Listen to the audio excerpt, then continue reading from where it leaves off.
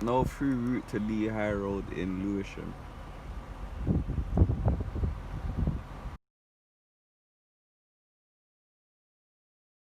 So, looking for a bin, there's no bin in sight. Yeah, walking distance, none on this road. I had food and I didn't want to leave the food in my car. And this is where everyone's throwing their rubbish. You get me? This is what happens when your council is fucking lazy and they want to reduce how much bin cleaners they pay. Look, not a bin in sight. There used to be a bin there. There used to be a bin right there, they took it away. There's not a bin in sight. So where are you gonna put all your trash? Do you understand? On the fucking floor. It's so smart, innit? So Big Nasty, can you tell me how these LTNs or road closures are affecting you? They're affecting me a lot, but they're mostly affecting everyone in the community, especially for the elderly people who have to rely on taxi services or family members to help them to go to Tesco's and such things. Tesco is literally 100 yards from here, but because of this road closure, you have to drive through the whole of main Brixton just to get to Tesco's. So this is not helping anybody. It may be more convenient for pedestrians, but how do elderly people get from Tesco's and from main Brixton with their shopping? Oh, it's hard for taxi services, it's hard for local businesses to survive. You know what I mean? Traffic is going to be inevitable. The lane closures and stuff should be in places where there's an hindrance. You know, some of these side roads, such as Concannon and other places, Bedford Road, are big cutways to get through Clapham, Brixton and Stockwell. Thank you. So by closing them, we're only going to pile traffic, but also you're not thinking about, it's all good for me because I'm healthy and young and living. I can walk and cut through, but what about my mum with a hip replacement? What about my grandma? What about the other elderly people? I think it's really inconsiderate. Thank you. So do you think what they've done here is going to have any effect on the environment? On the environment? Yeah, because apparently these LTNs, road closures, are to help the environment, help pollution, displace... Yes, sorry, go on. Helping pollution, if you want to help pollution, I suggest you pick up all of the rubbish and the throwaway stayaways was on the back discarded of streets and environmentally start disposing of waste in a better way. If you're talking about making long closures what just make road difficult for people to commute from back and forward and stop businesses from thriving, sorry, this small convenience shop may not be as big and as fluctuant as a Tesco's, but to the local people in the community who need little sort items and stuff, who can't have the time to walk into main Brixton, that corner shop is perfect for them. And they need local businesses and people and uncommon people who need to stop off to buy a drink or a newspaper or their tobacco, hence why the economy is going on. So I think if you want to save the environment, the most important thing, you might as well just make all cars electric. Don't be putting these stupid road closures. You know what I mean? Yes. Also, Barbara, the barber shop, they took my shop. There's a lot of small businesses what need oncoming people to be able to drive to get here because they've grown up in the area, moved away, but still keep in ties with the local businesses what they've grown up with. Yes. So if they've got nowhere to park, i.e. the car places, the tyre shop at the bottom, Yes. how can people go and get their car fixed if there's a lane closure there? So you're forcing them to the main business as a quick fix. But why do they want to go to quick fix when they can go to a person who's fixed their car for 30 years? Yes. And who they got a relationship who knows who's going to fix their car to last and not to last for 3 months to come back again. So we got to put our foot down, yeah, as a neighborhood and as a community, because I've come to grasp with this thing. One voice is not enough. I'm a celebrity and it's all good me saying it. Yeah, I've got a lot of reach with people, but we need show of force and a show of actually everyone being consistent and standing up, because this wouldn't happen in the Jewish community. If they said move, it would move straight away. That's because they pay their taxes and they pay to enforce their communities. So we, as I said, everyone from Lambeth and Brixton and Akerley, we need to start doing the same and taking the power in our own hands and laying the force down. Big up.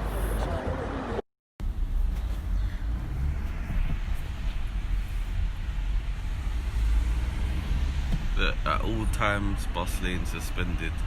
look for Clapham Place for these people, you know, to collect money, and that the road is blocked, and all of these people over here, all are stuck in the traffic because of the bus lane being locked.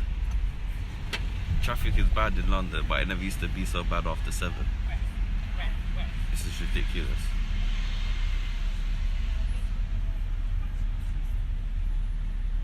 Parking suspended, no loading.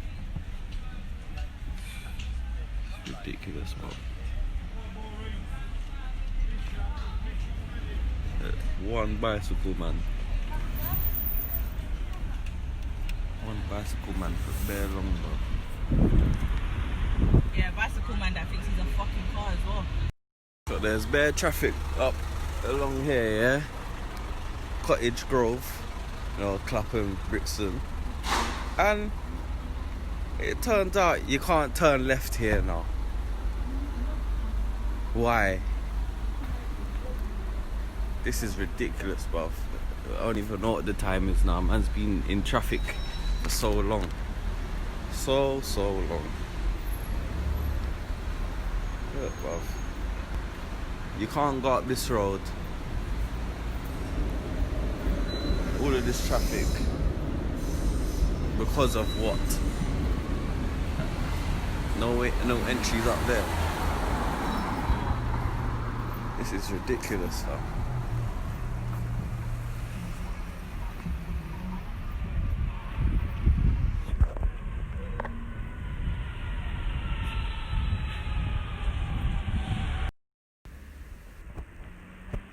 This is a Sanmere Road. Look at all of this traffic caused by these LTNs. Road closed. This is absolute madness in London. Diversion for what? What's this big diversion for?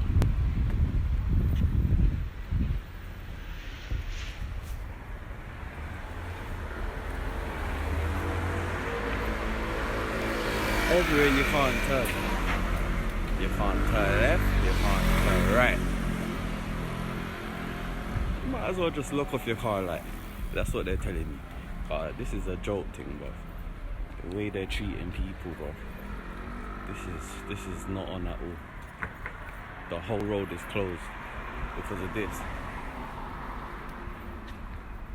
So you're really telling me you couldn't put temporary traffic lights here? So look upon this now. Look, the road is closed, yeah? For what? It's flipping fine to me.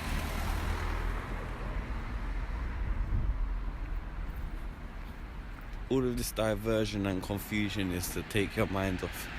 I don't know what, but it seems very evil. I think some evil things are happening, you know, and they're taking it out on us drivers, us pedestrians, us cyclists, all the different types of people, you know, who want to use the roads in their area or visiting somebody in their area. So you're telling me that traffic that you witnessed just before was caused by this? Like there isn't temporary traffic lights that they have, that they use all the time when they want.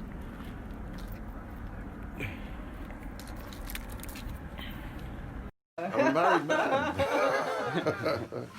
I'm married for the past 20 years. Oh, that's what's up. Congrats, man. Congrats. Yeah. So, how do you feel about the road closures? It's a pain, really. It's it affects deliveries. Customers that live far away can't access the road like they used to. So it's it just causes them to go somewhere else. So I think I have seen a slight drop, not major, but slight drop in customers that drive come, visiting the shop. So yeah, it's a problem. And the other day actually it took me half an hour to get my car all the way around to come and park there. Okay. Oh, on Atlantic Road, yeah? Yes, So, from the car park over there, it took me half an hour to Wow. so you had to go up Coldharbour Lane, then left, Yeah. and then Wow. Matthews Church. Wow. Yeah. Wow. yeah. Wow. So that's But have you noticed that there's a sign there that says business permit holders can come through? I just received a fine You received a fine. for turning left. So I think from there it's possible to access it, but from here, I mean It's allegedly it's not. Okay. What they're saying is you can't come through here with a vehicle. Only bicycles can come through here. Yeah. But they've got a sign there saying that if you are a loading vehicle or business permit holder, you can come through. Well, I was told that, but still, I have registered a vehicle, but I still got a fine. You still Yeah. got a fine. So Yeah. they don't care. So really, basically, they don't care. No, they don't care. They don't Okay. care. I had to actually fight them from putting flower boxes there. They were actually going to put flower boxes there. So for real? They've got something Yeah. else there now. But they got something else there now.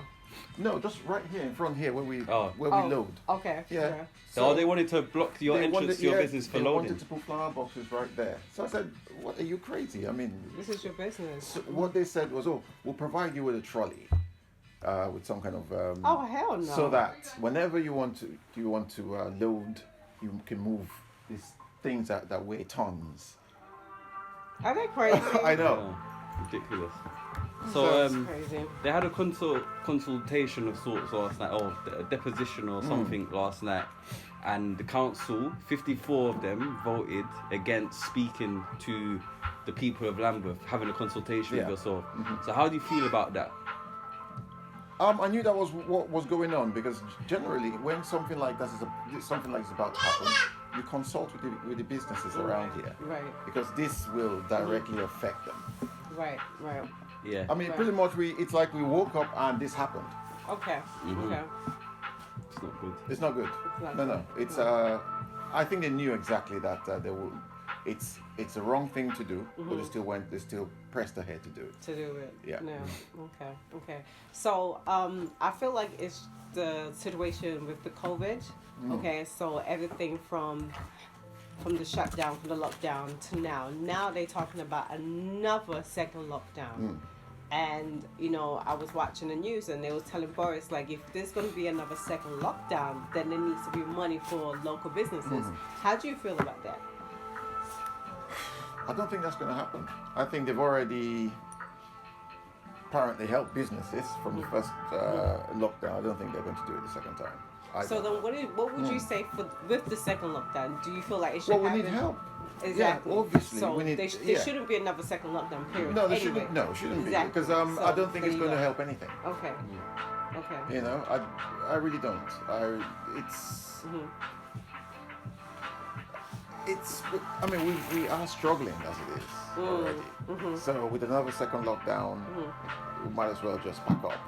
You know, it's. I can't see it happening. I can't see us remaining here. I mean, my rent went up for both shops. Went up by 75%. 75%. Yes. So that has to do with the gentrification of Oh, Brixton. Yeah, there has to be Yeah. the gentrification Yeah. of Brixton.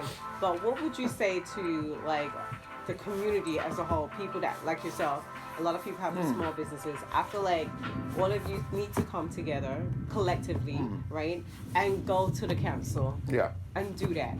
Now I'm from the States, and I'm happy that Trump is there. See, the problem is people don't understand what's going on. But obviously, me and you know. Yeah. Now, without Trump, there would have been a lot of stuff that is happening here would have been happening in the United States of America. Like businesses would be closed down, talking about another second lockdown, and we don't really need that. Okay, I know there's a pandemic, but I'm sure there's ways to go around it to control the pandemic. But if you say you're shutting down schools or you're shutting down businesses, it's not, it's not helping. Yeah. So what would your intake? Well, put it this way: Liverpool is shut down now, right? Manchester is shut down now. Yeah. So they are looking to do a 2 weeks lockdown when schools are on break. Yeah. Do you think that's fair? I don't know if from a business perspective, no. I mean, anything that brings our business to a halt is not fair in general, because we're pretty much maxed. We're stretched to the limit of. Look at this, man.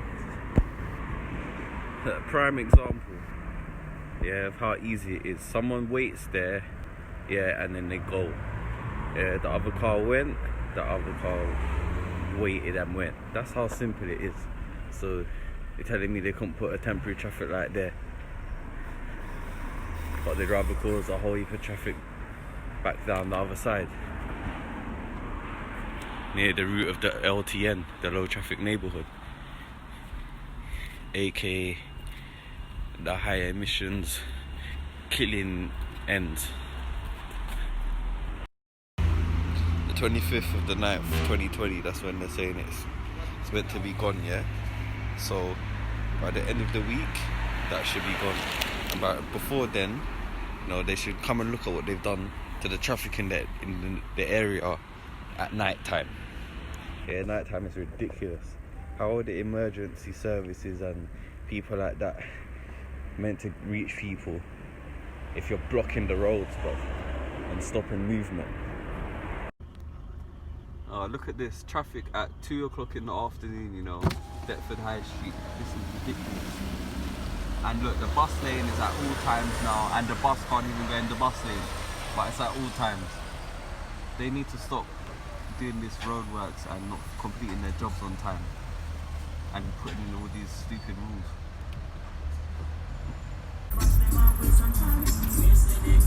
Look on that. 7 to 10. Look, no left turn on the road. For what, bruv? What for? At this road you can go on, look, 7 to 10 again.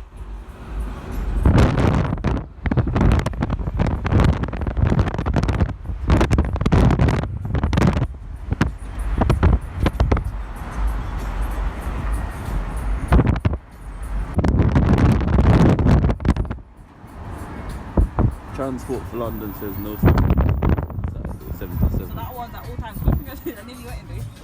And that one says at all times. They're ruining London, bruv. Sadiq Khan's been doing it for years and it's clear and it's evident, bruv. Yeah. Boris Johnson, all of them government people, bruv, just mashing up the world. Boris should be called I'm confused. What do you mean rule of 6? Yeah, but you can go to work and go to school.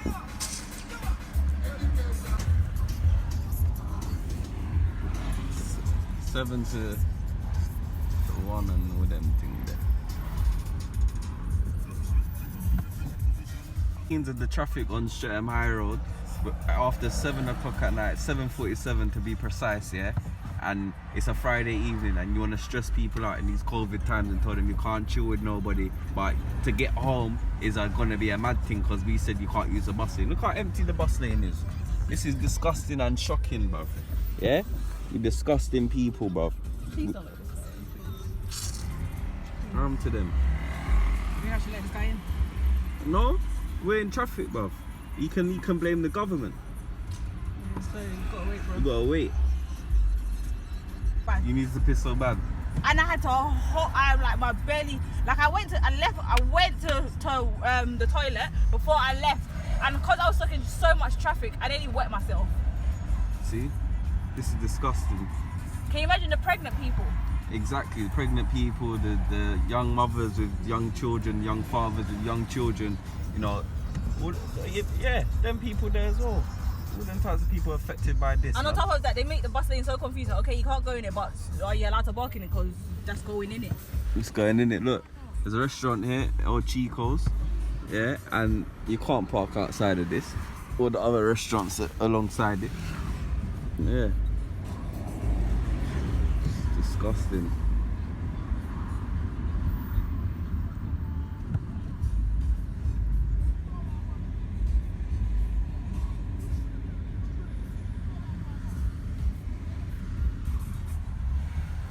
Look at this bus has a whole bus lane to use, yeah? We, the car users, don't have our bus lane because we don't have a bus, we have a car. And we can't use it. We can't use the bus lane, but you want to go in the middle of the road like, to make everybody else not use the lane. Use your damn bus lane that you have 24 hours to use, bro. In the middle of the road, you know, stick him. Exactly. He's one of them, bro. excuse me, I'm just gonna park. So where are we today then? What's your business called, sir? Simply Fabrics. Simply Fabrics, and the address in Brixton is? 57 and 48 Atlantic Road. Oh, okay. How long have you been here? 23 years. 23 years. What made you want to start a business like this? I started as a fashion designer many moons back. Yeah. And gradually, you know, I mean, my preference really was the love of fabrics. Yeah. And that just made me sort of transition into selling fabrics Okay. instead of making. And here I am. Okay, cool. So you've been here how long? 23 years. You said? 23 years. Okay. This shop is 8 years old, and the other one is 23. Oh, okay. Yeah. Okay. So where's the other one? It's see where that blue van is? Yeah. Yeah, 2 shops from 2. Yeah. Oh, okay, cool. That's good, man. It's good to know that you've got people in the area doing multiple businesses. So Yeah, it's getting harder yeah, to stay here. So yeah. As you said, with the 75% rent increase. yeah, we are online, and online is pretty much taking over. So Yeah. That's the I don't time. know how long I'll be here for. Yeah. I think that affects every industry because I used to work around the corner from you at Blacker Yeah. Dreads, yeah, and the online industry, that's what changed the music business. So Yeah. I can understand what you're saying. Yeah. But it's doing well we're doing better online, and Yeah, but I'm gonna miss this. You know, I like Interacting. Yeah, with it's people, interacting, that's- cutting yes. fabric. This is the reason the why I'm problem. doing yeah, this. Yeah. You know? It's I don't want to be staring at the screen every day and yes, watching graphs. Yeah. yeah, that's what I mean. I prefer to touch what I want to buy or know what's there. Yeah, but this is why I'm here. Yeah. But you know, at the end of the day, we've got to make a living, Yeah. and if we can't do it this way, then the other way. That's- Okay. So that's my business in a nutshell. Okay. All right then. Thanks for your time, sir. You're welcome. Yeah. Good luck with everything. I Yes. hope. What's your name? Anton, too bad. Anton Too Bad and Destiny. Destiny. Just Cool Radio. Okay. Yes. Right. Yeah. Just Cool Radio. Okay. I'll look it up. All right. Bless, bro. Thank you. You take care. Thank Yeah. you. Bye.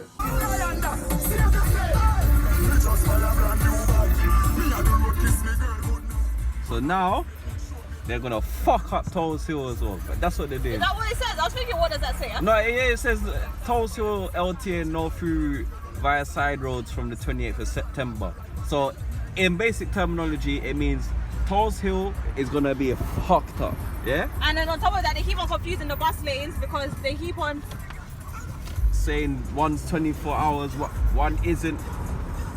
Fuck off with that bullshit and leave the roads alone, man. These stupid people, bro. Where's you got these electric bikes on the road and they ain't legal, That's cuz. what I'm saying. Like, they don't even. This guy don't want me to go in front of him, but okay, speed it up. Hey, go on with the road, go on with the road.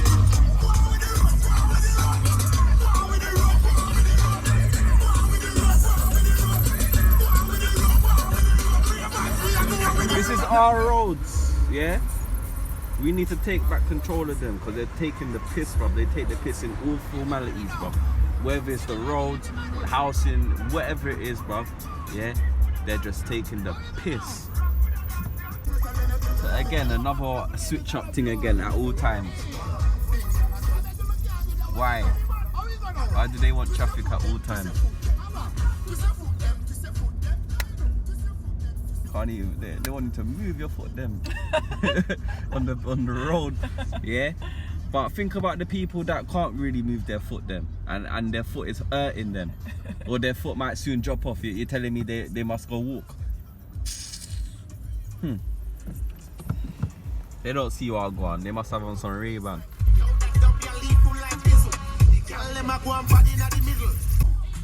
Great for mopeds, isn't it? Look at this. Great for delivery drivers, bro, on mopeds. Yeah, they got to hustle and they got to make some money, so they have to park in these type of restrictions because of all these jolt things. They got all these restaurants in Brixton, yeah. Imagine that. I bet if you did a count, they'd probably find out there's more restaurants than other businesses in Brixton. But the moped drivers then don't have any dedicated parking spaces. Is this like a bicycle marathon or something? Nah, this is ridiculous. Must be a bicycle marathon. What's this, mate? Who? What's this, mate? What's that? What's this? He just looked at me like, what? Yo, what on? What's this, mate?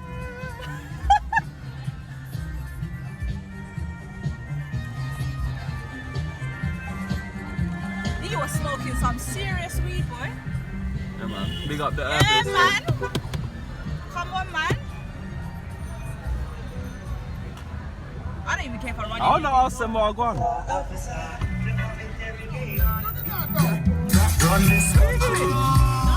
kind of news reporter are you, fam?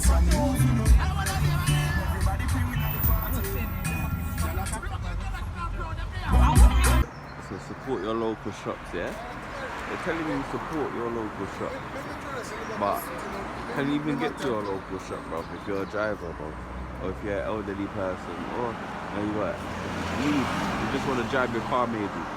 Yeah, Lambeth are saying, yeah, help support your shops. But fuck you on the roads, yeah, because you can't use their bus lane at all times.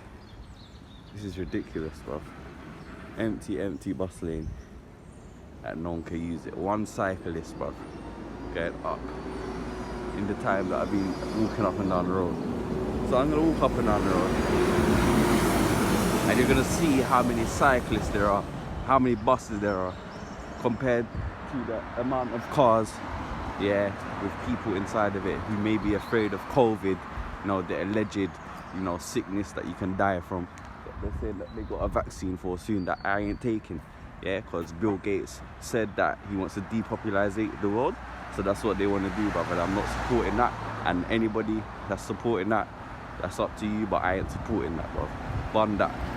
Got 2 cyclists, 3 cyclists. I'm not even going to count the cars, because it would be ridiculous, there's too many cars, yeah, against the amount of cyclists and buses that there are, for them to even justify doing what they're doing against us people that pay to be on the road.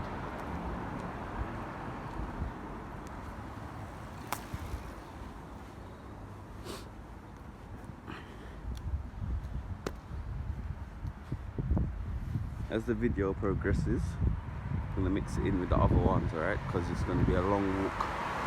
And as you can see, that same bus I went past before is there. No other bus, you know, but they need a whole bus lane to themselves. It says here, because I'm a Londoner, yeah, share your London, because I'm a Londoner. Brought to you by visitlondon.com. So the cyclists by themselves, yeah, it's saying to you, share London, share your London. You're not sharing it with car users, are you? 3 cyclists. 4. A T-junction road with a sign saying road closed. So you're telling me the people who live on this T-junction road or the roads surrounding inside of it can't get into their house and park in their street. So then you're telling me where were they meant to park? Well, they meant to go around the corner, yeah, and pay some mad extortionate fee if they don't have the same parking permit code or what. Like, what is meant to happen? How are you meant to go down this road? It's a one-way. These people are ridiculous. So we could fix up what they're doing. When they're doing the road works, complete it and done, bro. Come off the road and stop bothering people.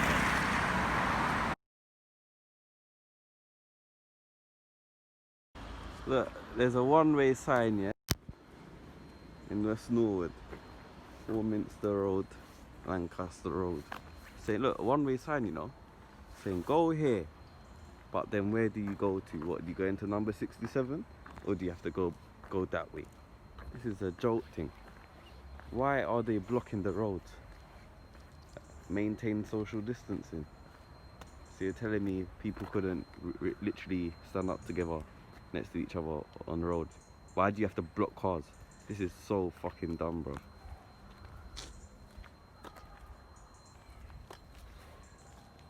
Yeah, people pay to live on that road and they can't even drive out of it. So war, definitely, against the car drivers and people, bro. I've tried to go up the one-way road. Yeah, that they've changed it to a one-way road now. And look, you can't go up it Lancaster Road. And there was no sign warning me to come up here, so they've cost me money on petrol, and they've decided to just mess up the place with these things, like they're barricading us in.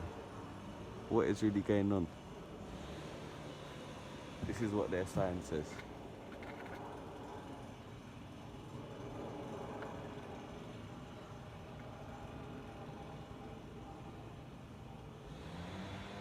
How can you go out for your shopping if you're old, or if you're just anybody who wants to go shopping and use a car, yeah, and you can't use your road, or you can't use a road to go through it, or you need to use it for work and you need to go through this road? This does not make no sense. What if you wanted to exercise? What if you wanted to go to Crystal Palace from here and go to the sports areas where they got big parks and stuff and exercise, and you wanted to drive up there? Yeah, and you wanted to do that type of stuff. This is ridiculous, bro. I could give so many different reasons, but I'm not going to, because all of you people out there know what's going on. These things are happening to you as well. Yeah, so we need to bun this stupidness, bro. We need to remove this shit. Look at this.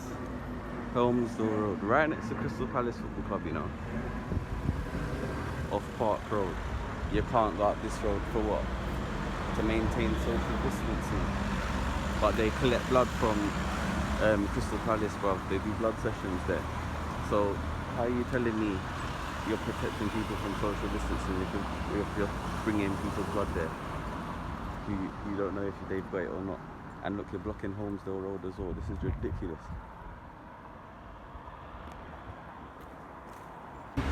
Some people in around, they live neighborhood.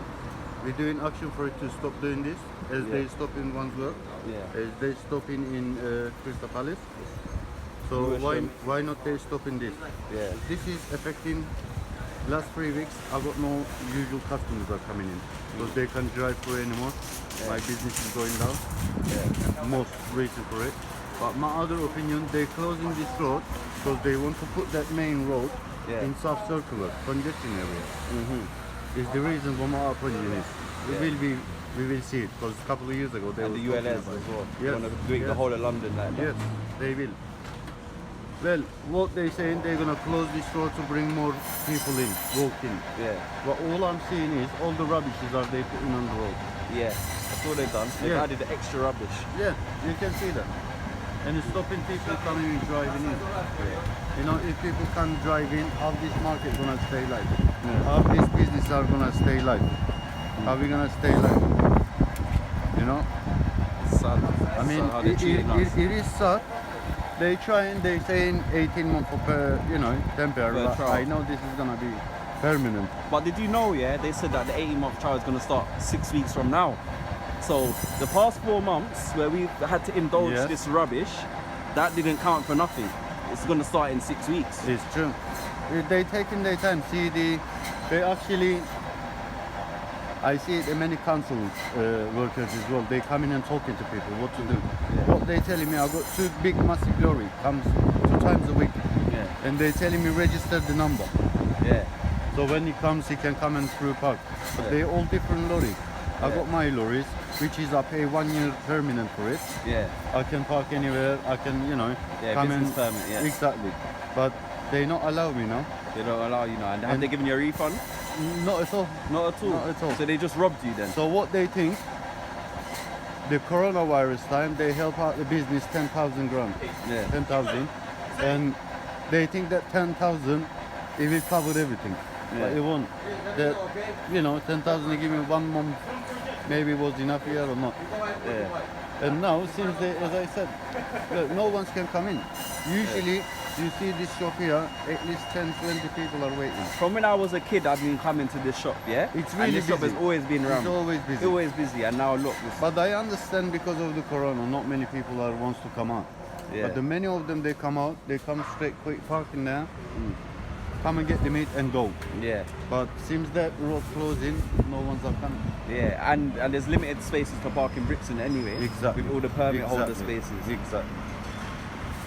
So, as yeah. I said, this is nothing makes better. You make it more worse to people. Look at this way. When they close this road, you see all these massive lorries now. Yeah. They all gonna reverse to come out. Yeah. They all gonna reverse, and one day they're gonna damage someone really badly. Yeah. Because no one coming out and checking them. You know, reversing, and no one's stopping and help out. Yeah. You just come out is, you know, it's really dangerous as well. It's really dangerous because the road is blocked from down there where the train Down there, station and is. everybody reversing to come back. Yeah. So these roads are working here. And sometimes lots of creases we see with the drivers.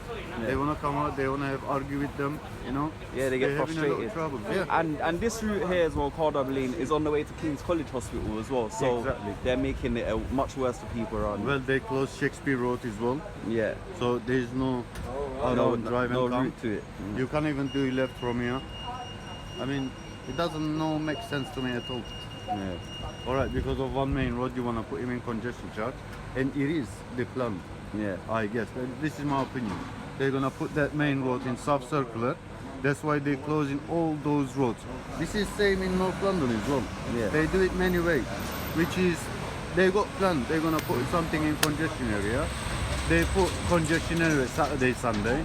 They're talking about now you can't go on bus lanes 24 hours. Yeah. Certain bus lane, but it's still a bus lane, Yeah. which is on the main road. You know, sometimes you can drive in the after 7 After 7, bus now you lane and can't. make the traffic flow easier.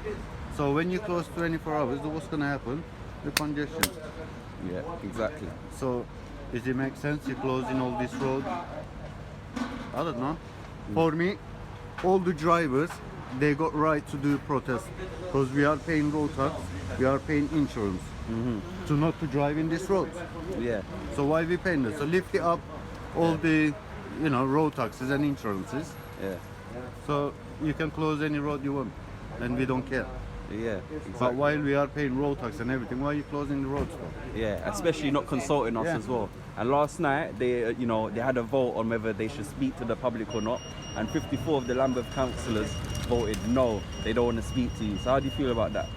I feel really bad because they have to care community, they have to care the businesses, they have to care to people who lives in Lambeth.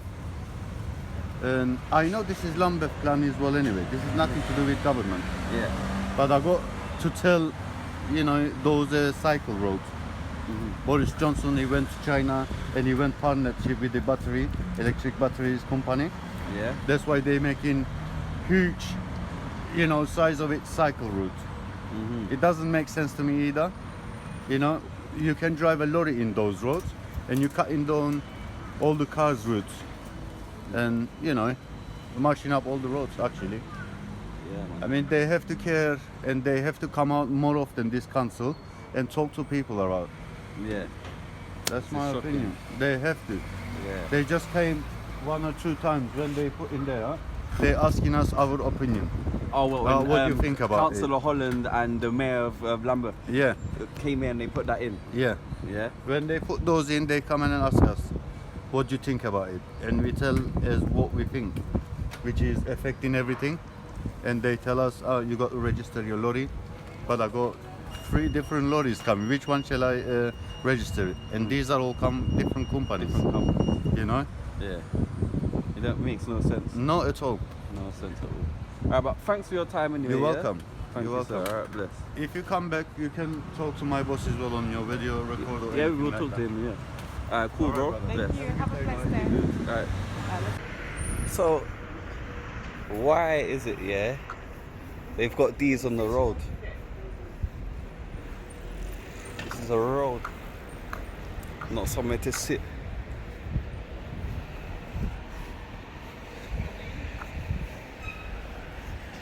What is this for? You pay road tax and all of this for this crap. Yeah.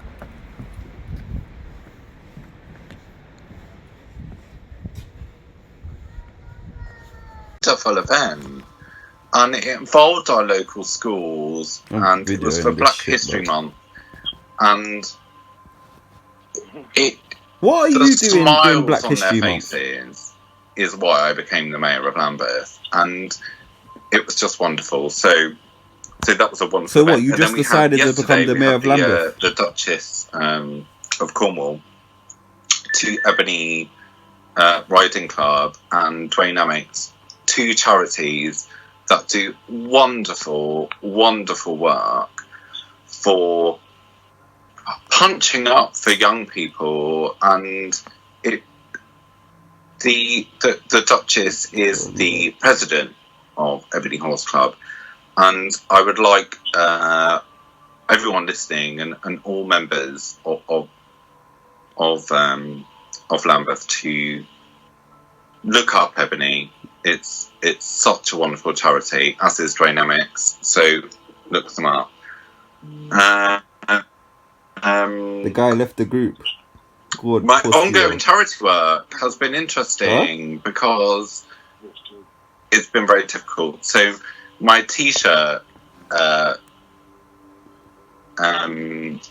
ongoing charity, I've got 4 new T-shirts coming out next week. He's talking about T-shirts coming out. Some of when we're them meant to by discuss some really LTNs. high-profile celebrities. So Who put this guy as the that will mayor? make some money for my chosen charity, which is the Albert Kennedy Trust, which, as I've said many a time, has supported so many people during this time on young LGBT homeless issues. So I'll call you back. I just want to film on this phone.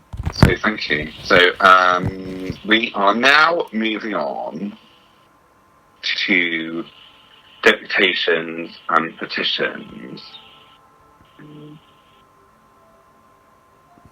Who voted this guy as the mayor of Lambeth? Please be patient during this time, because we are going to do things a bit differently to how we did them last time. I'm pleased to confirm that we will hear directly from a number of speakers who would join the meeting via teleconference. Before we hear from the first deputation, for those not aware, we initially received 6 requests for reversing the low traffic neighbourhoods. Mm-hmm. We are having 3 deputations this evening. Number 1, yeah, I'm watching it. Low traffic neighbourhoods in support. Number 2, didn't you click the link I sent you? closure of Larkhall Bridge to cars. And thirdly, the reversal of low traffic neighbourhoods. Before we hear from the first deputation, for those not aware, we initially received following discussions and interested parties and the Director of Legal and Governance, we have been able to combine all of these requests concerning the low traffic neighbourhoods into one deputation. To ensure all issues can be brought to our attention this evening, I have agreed that those speaking in relation to the reversal of low traffic neighbourhoods be given 10 minutes to address Council, rather than 5. Councillor Claire Holland, Deputy Leader, Sustainable Transport, Environment and Clean Air, will then have 5 minutes to respond. Imagine this guy talking about his T-shirts. Speakers for the other 2 deputations will have 5 minutes to address the meeting, with 3 minutes per deputation being set aside for a response. It's this one. Again, from Councillor Claire The one that Holland. says this above this person. Oh, okay. We will hear first this evening from Sarah Berry and Liz Stevenson, who are the designated speakers for the deputation concerning support for low traffic neighbourhoods.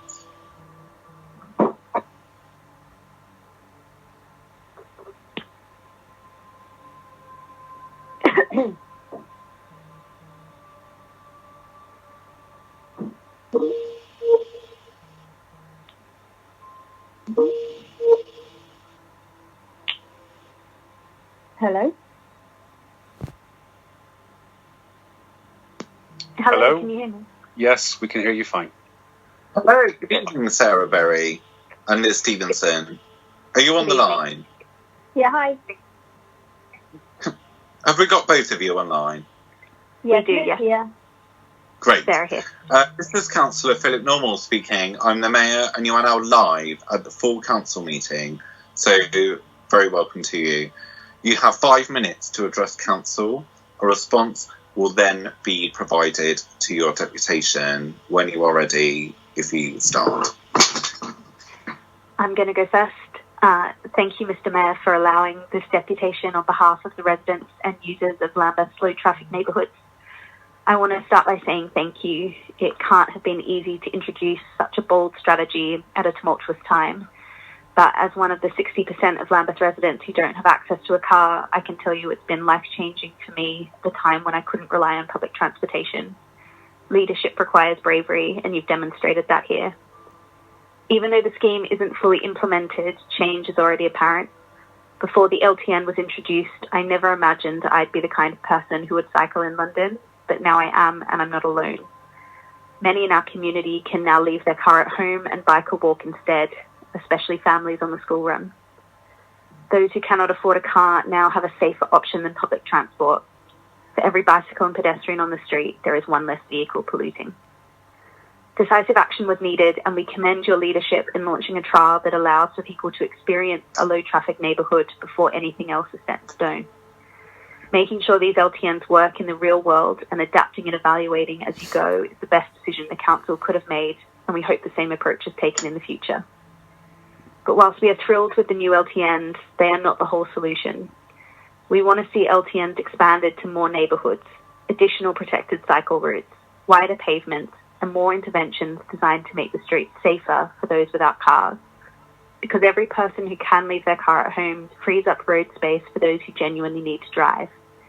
These changes are necessary to cut pollution and keep our city moving in a way that is healthier, more efficient, and fairer than before. We are so grateful for everything you have already done, but we encourage you to keep going. Use this moment to deliver real change for the better. Years from now, Lambeth residents will look back and thank you for your courage. Thank you very much. Hello, my name is Liz Stevenson. I'm a member of a community group called Livable Streatham Wells. We have over 100 members and we've been campaigning since early 2019 on issues of speeding and rat running on our local streets. Thank you to Councillors Clark, Masters and CDAP for supporting us. Our main objective is to achieve the implementation of the Streatham Wells low traffic neighbourhood, which is proposed by Lambeth Council in the 2019 Transport Strategy and the COVID-19 Emergency Transport Strategy.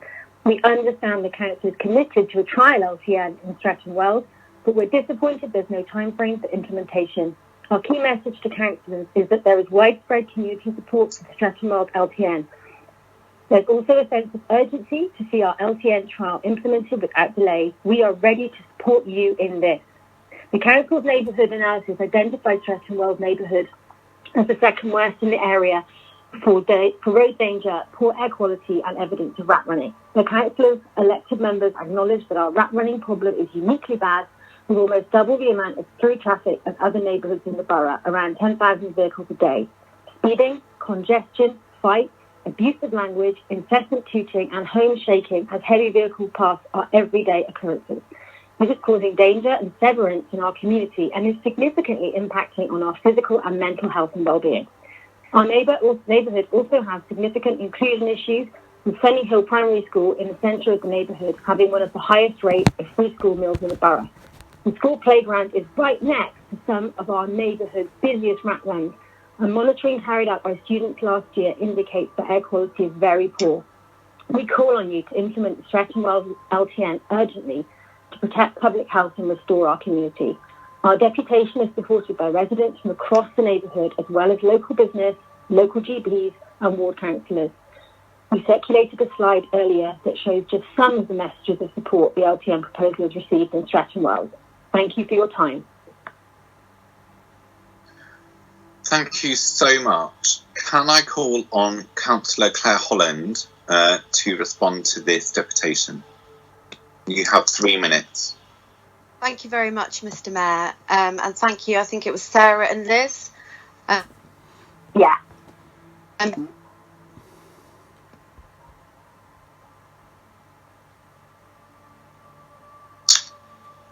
Councillor Holland, have we lost you? You best fix your connection, Holland. Hello, Mr. Mayor. I think it looks like we do seem to have lost Councillor Holland.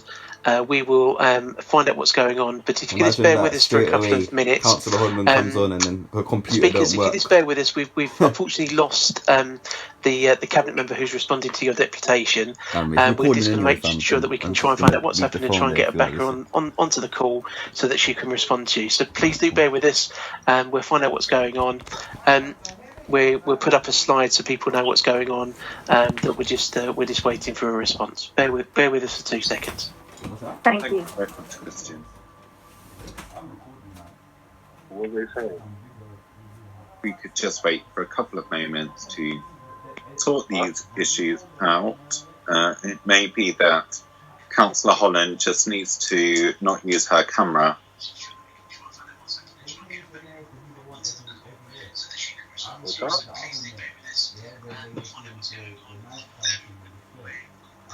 I think Councillor Holland might be back on the call. The suggestion, Councillor Holland, might be that if you've been having some problems with your camera, that you are able to take part in the meeting without the camera on, and it might help your bandwidth if you turn your camera on and just use your microphone.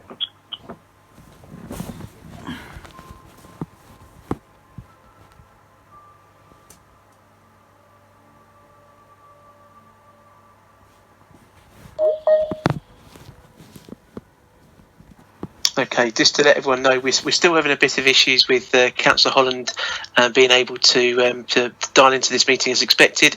We'll ask ICT to get in touch with Councillor Holland directly and find out what the issues are before we come back to you. Please do bear with us for 2 minutes and we'll get back to you and find out what's going on. Okay, thank you very much, Christian.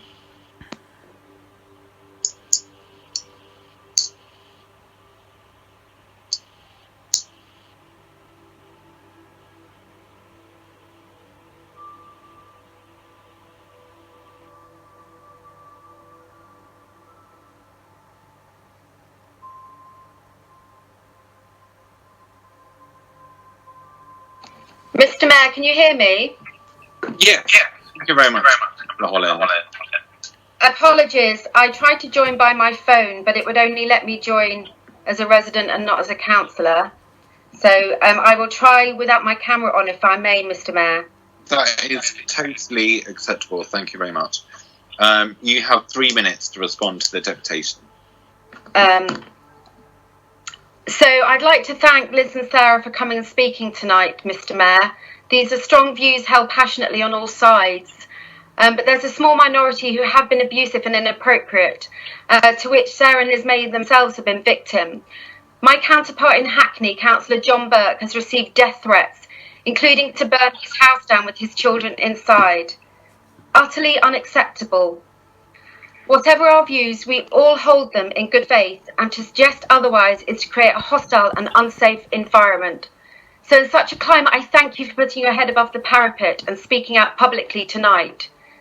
It is heartening to hear stories of residents who are now cycling for the first time, feel more confident to walk to the park with their children, are telling me that they are using their cars less and enjoying the cleaner air.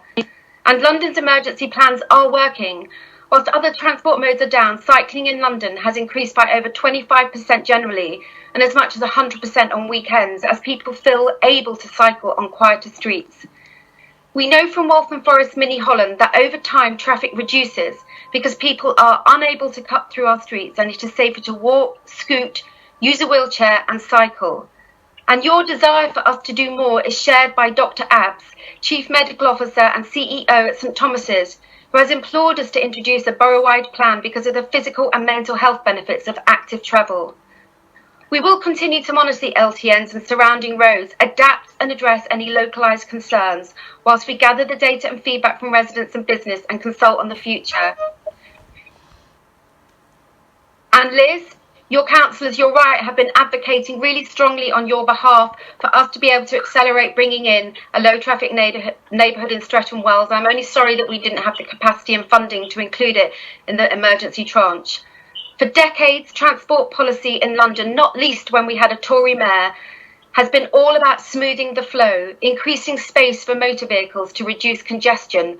But this has not led to reduced congestion, and it has not led to an improvement in air quality. In fact, it led to Brixton having the worst air quality in the UK. Now London and cities worldwide are waking up to the fact that if we are seriously to address unacceptable levels of road danger, if we are to clean up our air that kills 10,000 Londoners a year, if we are to create safe and healthy streets, if we are to reduce emissions and fight the climate crisis, if we are serious about creating a fairer borough for all our citizens, then we have to do things differently. So thank you for your passion and your time, and thank you for coming tonight. Thank you very much, Councillor Holland. That concludes the deputation in relation to support for low traffic neighbourhoods. Ms Berry and Ms Stevenson, you will receive a written response within 10 days. You can now hang up and leave the meeting, but you can continue. Bye-bye. Fine. So thank you very much for attending.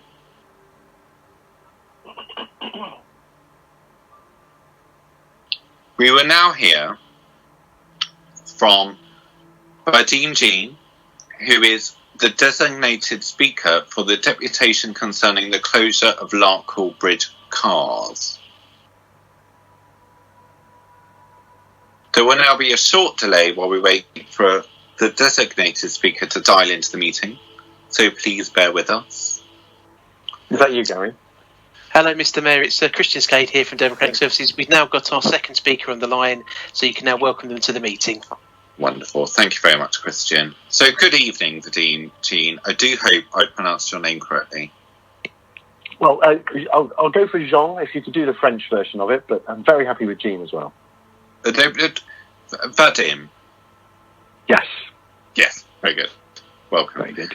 This is Councillor Moore, and I'm the Mayor of Lambeth, and I welcome you to this full council meeting. You have 5 minutes to address the council. A response will then be provided for your deputation. Thank you very much for joining us when you are ready. Okay, bear with me. Okay. Thank you, Mr Mayor, Council and officers for the opportunity to express the views of residents around Larkhall Bridge about the effects of its closure. The deputation fully supports the vision of less traffic congestion, less emissions, for a city where there's more cycling and walking along safer highways. Between us, we have over 1,000 years of experience of using Larkhall Bridge on foot, in vehicles and on bikes. In fact, 80% of its signatories are cyclists who cycle across it on multiple occasions on a daily basis. And it is us that the bridge closure most directly affects. I'm so pro-cycling, I'm making a TV programme about it with Chris Boardman. I live 2 streets from the bridge, and for the last 15 years have either walked, driven or cycled over it on a daily basis, most often now with my 7-year-old son to school. I care passionately that this route is as safe and pollution-free as possible for him. And I can tell you there are absolutely no issues with safety or too much traffic on the bridge. And that is the opinion of every single signatory of this deputation. Quite simply, the problem the closure experiment is supposed to solve doesn't exist. But it is, at the same time, creating other problems as unforeseen consequences. Specifically, 1, the bridge was safe. There is no, and I quote the order to close it, likelihood of danger to the public due to an increase of pedestrians and pedal cyclists using Larkhall Rise.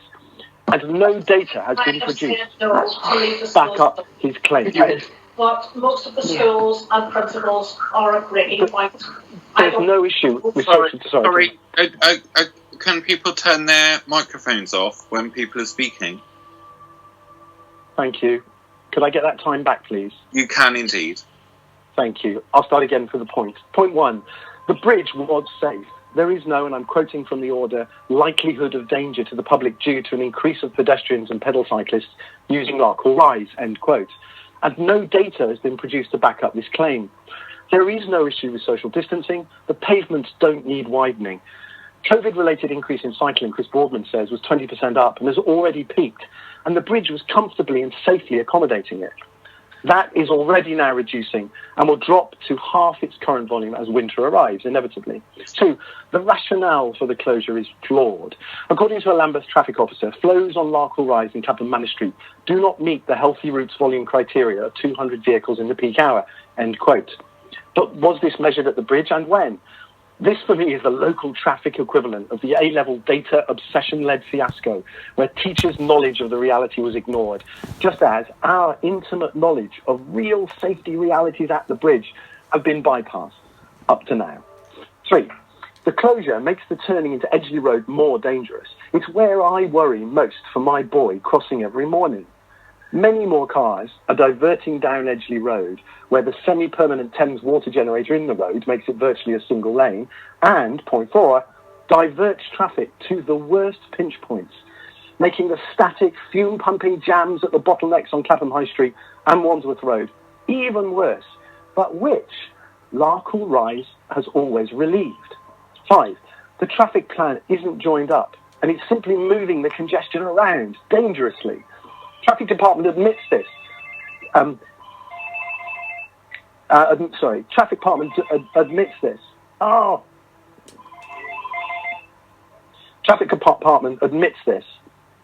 Clapham Manor Street currently meets the required standard, I quote, but TfL are creating a no entry into Edgeley Road, which is going to displace vehicles onto Clapham Manor Street and expected to push it above the maximum 200 vehicles. End quote. It also acknowledges displacement to North Street and into the dangerous junction with Wandsworth Road, where a cyclist was killed last year. 6, the timing of the experiment is catastrophic, with rerouting made chronically worse by Vauxhall Bridge being closed. 7, this was tried disastrously 15 years ago, and chaos ensued. The reversion to one-way created the low-traffic neighbourhood we've had ever since. 8, digital apps are diverting traffic under Clapham High Street Rail Bridge into Gordon Road, as cars reroute back onto Larkhill Rise through our streets. 9, there's been no consultation. Rushing letters to us on the 19th of September for an order coming into force on the 21st is undemocratic, using COVID as a cloaking emergency loophole to impose this change, and it's made us a bit grumpy. However, and thank you, being allowed to make a deputation has now made us feel a little less like Joe Biden in the presidential debate with Donald Trump. 10, local residents sometimes need cars for essential journeys for the disabled, shopping, young children, work deliveries and emergencies.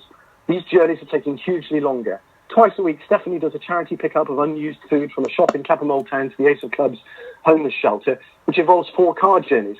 That has turned from a 10-minute round trip to a 13-minute one because of the closure. Helen has ferried patients for Trinity Hospice for years. Sometimes she'll do 3 or 4 trips a day. This closure has started to add up to half an hour on every journey. These are the problems that will make our neighbourhood's roads more congested, polluted and dangerous, but are turning our already low traffic neighbourhood into a high traffic one, the exact opposite of the aspiration we share with you as local cycling mad residents. We want to help you deliver that ambition. That is time, so thank you.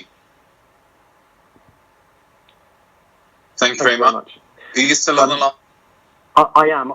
Great. I had 10 seconds of quick things I would like to ask for, if I could. If I could. They are literally 10 seconds. So we would ask for, thank you, 1, an on-site meeting with Councillor Holland with officers for consultation. 2, sight of the data the decision is based on. Suspension of the closure on until the consultation has taken place. And finally, after compelling arguments and logic, the bridge reopened immediately because it works and was already doing a very fine job of safely encouraging environmentally sound, COVID-safe travel for all forms of transport in our now low-traffic neighbourhood. Thank you. Thank you very much. Councillor Holland, you have 3 minutes to respond.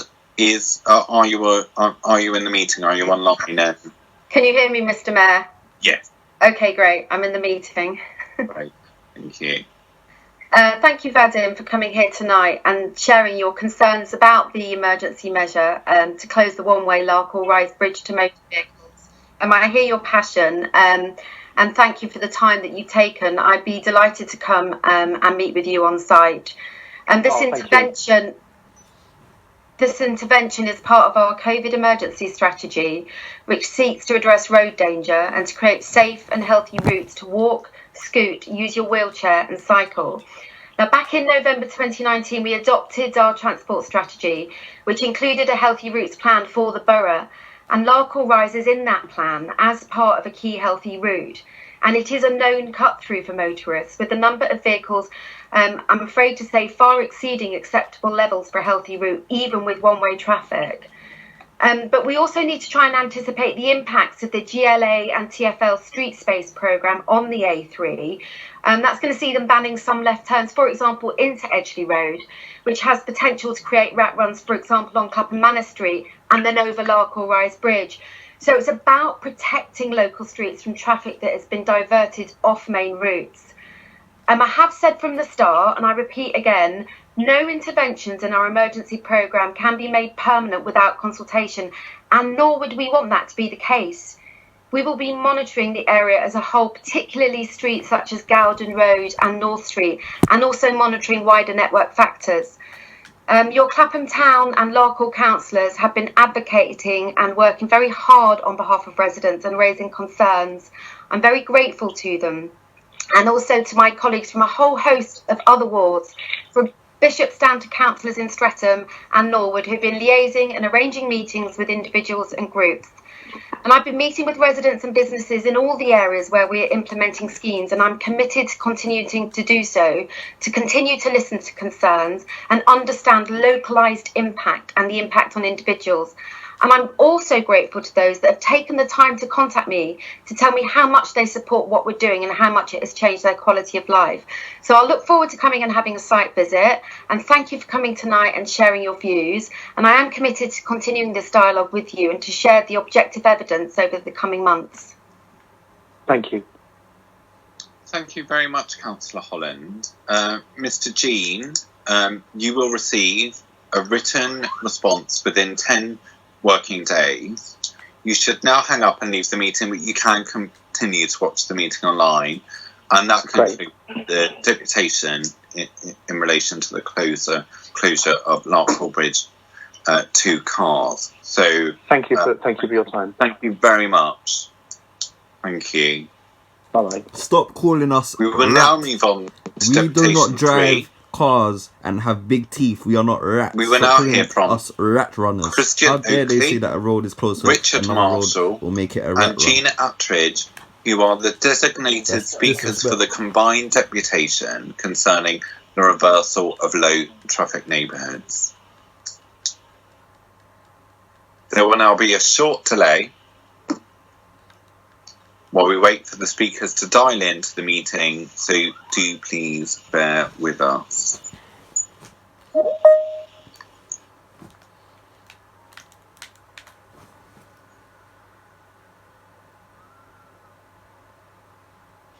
Thank you for your patience, everyone. It's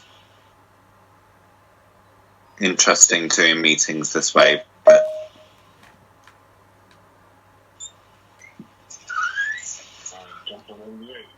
here we are. Yeah. I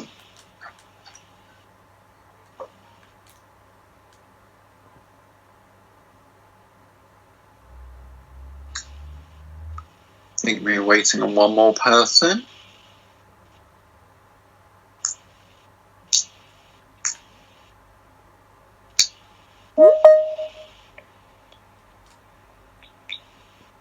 Are we ready, Christian? Hello, good evening. Hello, Mr. Mayor. Yes, we've got the expected speakers are now in the meeting, so you can now welcome them to the meeting. Great. Thank you very much. Good evening, Christian Oakley, Richard Marshall, and Gina Attridge. This is Councillor Philip Norwell speaking. I'm the Mayor, and you are now live at the full council meeting, so welcome. Thank you. Thank you. We initially received 6 deputation requests for reversing the low traffic neighbourhood scheme. With this in mind, collectively, you will be given up to 10 minutes to address this meeting. A response will then be provided for your deputation. When you are ready, I will keep you to time, because if there's 3 of you, then I will keep you to time. So you have 10 minutes starting from now. Okay, good evening, and thank you, Mr. Mayor. Good evening. We believe that... Good evening, hi. We believe that there's been a fundamental, unnecessary and ongoing circumvention of democracy. A consultation on the LTN scheme could have been launched in May and been completed by now. The Council tells us it worked throughout the summer to let people, businesses, community groups, etc. know about this scheme. So why did it not just run a proper consultation instead? Many groups, from main businesses and communities to the elderly, disabled and vulnerable, and residents more generally, have clearly not been consulted. Furthermore, the so-called live consultation is not fit for the democratic process. It starts with the LTN scheme on the table. It does not ask us whether we wanted it in the first place. And even here today, we see that the 6 anti-deputations are forced to summarise their 6 cases into one single deputation, which is then given pretty much equal time to the only one single deputation from a pro-group. Consequently, 10 additional speakers with stories detailing their pain and suffering are still not being represented, still not being heard, and still not being listened to here today. Consultations about making good policies. Lambeth has excluded many groups and voices when designing LTNs, and it shows. Clearly, this scheme caters for the privileged ideological few, not the representative many. And in terms of the rationale for LTNs, well, put simply, there is no rationale or evidence to support the scheme, and none to support the emergency pretext for it. The actual 4 conflicting justifications in the Transport Strategy decision paper include to enable social distancing, to reduce traffic speed, to reduce traffic collisions, and to enable cycling. And yet Lambeth collected no evidence on road traffic data, ANPR, qualitative surveys when designing the LTNs. Lambeth has only 3 pollution monitoring stations, one of which is often out of order. And Lambeth is not implementing any additional alternative measures for those who actually need to drive, as opposed to those who can just hop on a bike. LTN schemes have increased pollution, traffic congestion and journey times over the short and medium term, whilst only reducing it by a maximum of 1% over longer term, as evidenced by data from Walton's Forest Mini Holland scheme. And so vague statements from the council saying that if car usage increases, our roads could grind to a halt are simply unacceptable. But furthermore, the vulnerable group this scheme claims to support evidently does not include the many elderly, infirm, and those with carers or disabilities. It is those people and their support networks who are hit the hardest and who are digitally excluded from the Council's Digital First consultation. And whilst emergency vehicles face delays on busier roads, this scheme is also a hammer blow to Lambeth businesses, 90% of which have fewer than 9 employees and are still reeling from the impact of Brexit and COVID. The LTN is the very last thing these businesses need, and many will struggle to survive the immediate effects, let alone any so-called trial period. Additionally, children at schools and disproportionately large baying communities living on residential main roads, onto which traffic and pollution will be displaced, will be exposed to increased levels of already poisonous pollution, which will further exacerbate the danger of COVID that the latter are disproportionately more at risk of. The Council has provided no audited, independent or statistically significant data to support their case. The Council may not think itself legally obliged to a formal consultation, but the Equality Act surely still applies. No comprehensive equality of impact assessment has been done. Groups representing those with mental illness, disabilities, elderly, etc., excluded from the LTN strategy discussions. In any case, whether legally obliged to or not, as a servant of the people, the Council does have an ethical and moral duty to formally consult our entire community and to ensure peace, love and democracy reigns across Lambeth. Again, the above shows that this scheme is for the few, not the many. The Council should suspend, reconsider and properly consult on this terrible LTN scheme. Richard. Thank you, Mr. Oakley. I'm very conscious that there are other people to speak on this, so I really welcome what you have brought to this meeting. But I'm going to have to move on because there's a time limit on this, but I really welcome it, so thank you. I hope that's okay with you. Good timing, I was done actually, thank you. Thank you. No, thank you so much. If I could bring Richard Marshall in next, and if we could time this to, say, about 3.5 minutes, that would be great, Richard, because that would just make it fair for everyone. Our contributions are actually timed to together come to under 10 minutes, so mine will be a little over 3 if that's okay, but it'll all fit in. Yeah, of course. Okay, so if I can start my time now. Only 10 minutes. So proponents of LTLs may regard us as anti-environmentalists or petrol heads, and Councillor Holland herself has talked about sitting on opposite sides of a culture war between those who want to, quote, drive wherever, whenever, whatever speed they want, compared to the right of everybody else to get around peacefully and effectively. That sort of narrative is divisive, and while we utterly condemn threats of violence against councillors, the general typification of the anti-LTN group couldn't be further from the truth. Let me be clear, we are the everybody else she mentions. We want to get around peacefully and effectively, and it is precisely because we believe in healthy, unpolluted streets for the whole community that we reject LTNs.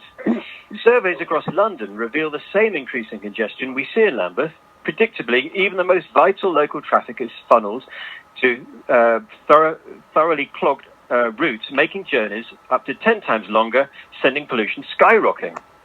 Independent studies show road congestion raises vehicle emissions by 80% for the same distance travelled. Yet Lambeth appears to act as though choking the main road residents, often from less wealthy, BAME and vulnerable communities, is an acceptable price to pay for LTNs.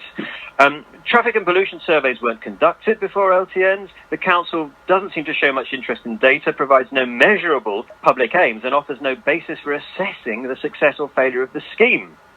They justify it with claims of a pandemic response when it appears that the real emergency was the need to spend the grant money. If the council had the data, why would they not use it? Why indeed would councillors impose LTNs under the guise of COVID response when they must have known it would increase pollution, lung disease and COVID risks for the most vulnerable residents on the most congested routes? Is the real goal to frustrate drivers, no matter how essential their journey, into abandoning cars for a low-emission infrastructure which does not yet exist and will never be accessible to our most vulnerable residents? The case is upside down, back to front and unsubstantiated. Lobbyists who claim a 90% increase in cycling in Railton LTN forget to mention they surveyed school routes before, then after Lambeth schools return and make no mention of other roads. But I do hope we see an increase in cycling for those who can. LTNs, however, exclude those who can't, and they expose cyclists to greater risk on main roads due to the heightened congestion and pollution. As for walking, we have pavements, and residential minor roads are generally quiet outside 2 hours of rush hour a day. Councillors, there is a global climate crisis, but low-traffic neighbourhoods are no part of the solution. They don't reduce traffic, they do increase pollution. Worst of all, LTNs run the risk of turning residents and businesses against valid traffic and pollution reduction measures because LTNs themselves are ill-conceived, undemocratically imposed and ineffective. A 2019 academic study showed no evidence for reduced car use 1 year into LTNs. So, how much extra pollution is acceptable in pursuit of this ideological goal? How long are councillors happy to impact the health of main road residents in the hope that traffic falls? And what will councillors do when they discover, as Waltham Forest, that LTNs do not evaporate traffic, or as Lewisham, that congestion surges?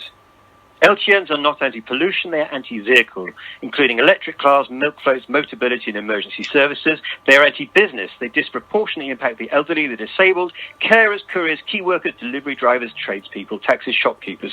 What they do is increase health inequalities. Thank you very much, Richard. I'm going to call time on that because I gave you 3 minutes and 30 seconds. Okay, we're going to come up short overall then.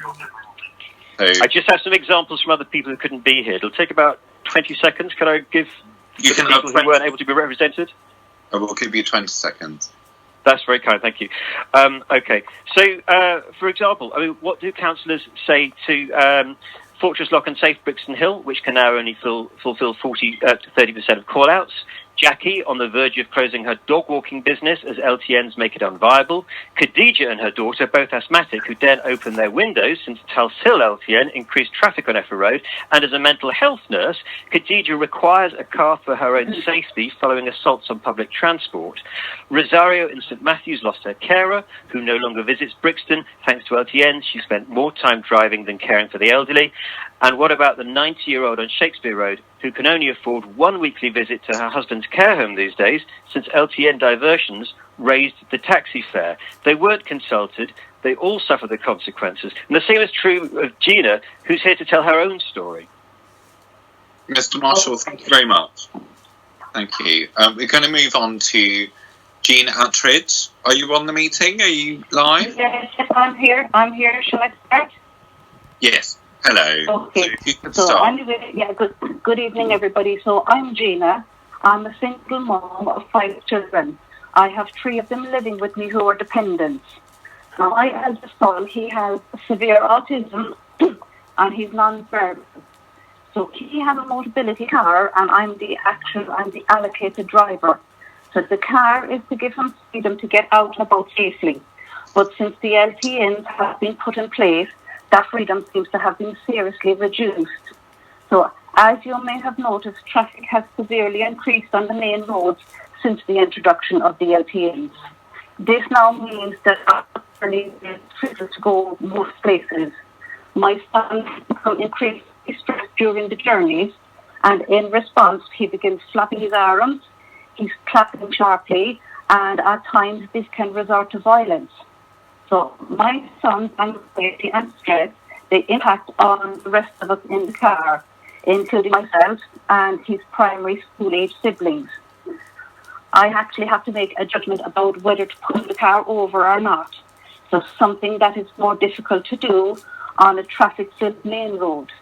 So these behaviours have also occurred on public transport. And even despite campaigns around disability and some members of the public, they're not tolerant of this kind of behaviour. So hence, the safest way for us to travel is via the car, using the shortest routes possible. Now, I understand there's concerns about the environment, but it's important that those who aren't able to safely access alternative means of transport are considered and consulted when decisions are being made that will directly affect the quality of their lives. Okay? So, thank you for listening to my story. Thank you. Thank you so much. And we will now move on to the response from Councillor Claire Holland. You have 5 minutes to address the Council on this deputation. Thank you, Mr. Mayor. Just checking you can hear me because of the problems I've been having. Yes, you are. Yeah, we can hear. Thank you. Well, I'd like to thank the 3 of you for coming to this meeting tonight and sharing your stories and your views with us. And Gina, thank you for emailing me yesterday and sending me the video. Okay. You've had a look? I did, and it brought back vivid memories for me from my cousin who's learning disabled, non-verbal and autistic.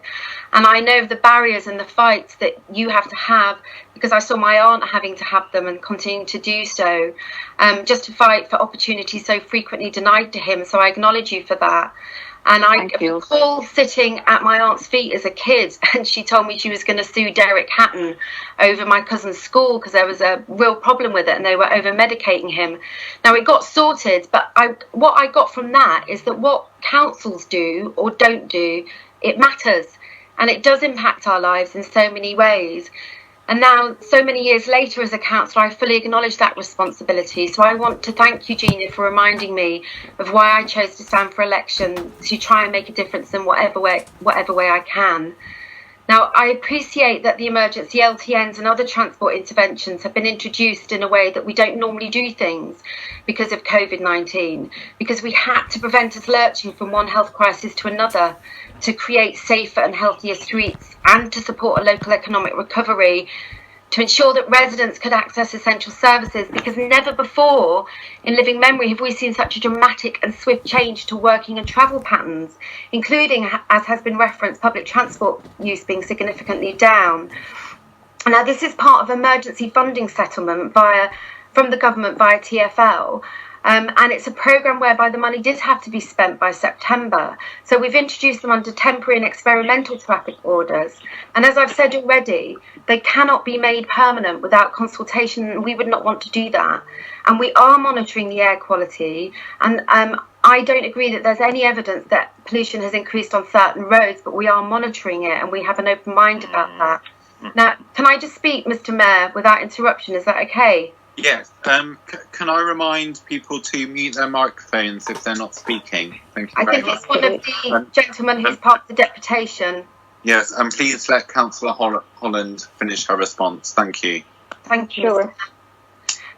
Now, the majority of residents in Lambeth do not own a car, and car ownership correlates to income. So if you are from the black community or a woman, you are less likely to own a car. And we also know that 10,000 Londoners a year die from toxic air-related conditions. COVID hits the respiratory system and disproportionately impacts older residents, those with underlying health conditions, and residents from our Black, Asian and minority ethnic communities.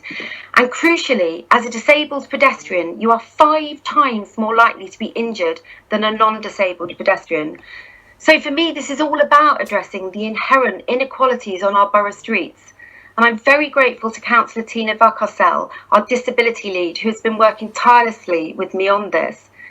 So we need to enable those who can to walk, scoot and cycle and make streets safer for residents with disabilities and open up opportunities and choices for all, leaving the roads free for those who do need to drive, whether that be carers or industry transporting goods. Now, I am concerned that those who claim the measures are being introduced in wealthier areas only to put traffic into poorer areas are stoking division, and there's no evidence for this at all. On the contrary, thousands of residents in social housing are benefiting from safer streets and cleaner air. For example, there are 5 large council estates in the Oval to Stockwell LTN, and it does frustrate me sometimes that working class communities can so frequently be invisible. Now, in terms of displacement of traffic, this is complex, and this needs to be objectively monitored over time. But again, I say currently there is no evidence for the claims made. We have to take account of all sorts of other network issues, and not least the significant increase in car use under COVID, with levels in September being recorded outside central London of sometimes up to 150% on last year. And for example, I beg your pardon, Mr. Mayor? 30 seconds. Thank you. For example, our objective monitoring is showing that traffic on Hanforth Road, a road outside of the Oval to Stockwell LTN, has fallen by around 40%. And this is backed up by a resident who wrote to me and told me she's never seen such little traffic and is enjoying the peace from it. We are monitoring closely. We want to continue to listen to your feedback. I want to work with you. They can't be made permanent without consultation. I thank you for coming tonight. I'm very happy to have a meeting directly with you and to drill down into local concerns. And thank you for your passion that you feel for your community. Thank you very much, Councillor Holland. This concludes the deputation in relation to the reversal of low traffic neighbourhoods. The deputation party will receive a written response within 10 days and can now hang up and leave the meeting, but do feel free to continue watching online. We are now going to move on to petitions from councillors. I've been informed of petitions from Councillor Malcolm Clark, Councillor Marcia Cameron, and 2 from Councillor Fred Cowell. However, I believe there might be a couple of other ones, so do feel free to bring them up if you would like to start. Councillor Clark. Thank you. Mr. Mayor, I submit a petition from 68 residents of Stockfield Road, Rosedene Avenue and Romaine Road about the unintended consequences of Streatham Hill Low Traffic Neighbourhood and Hitherfield School Street Scheme and the suggestions they have for improvements. Great. Thank you very much.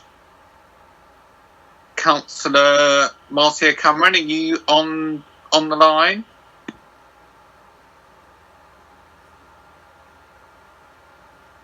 Great. I think you're on mute. If we could. Hello,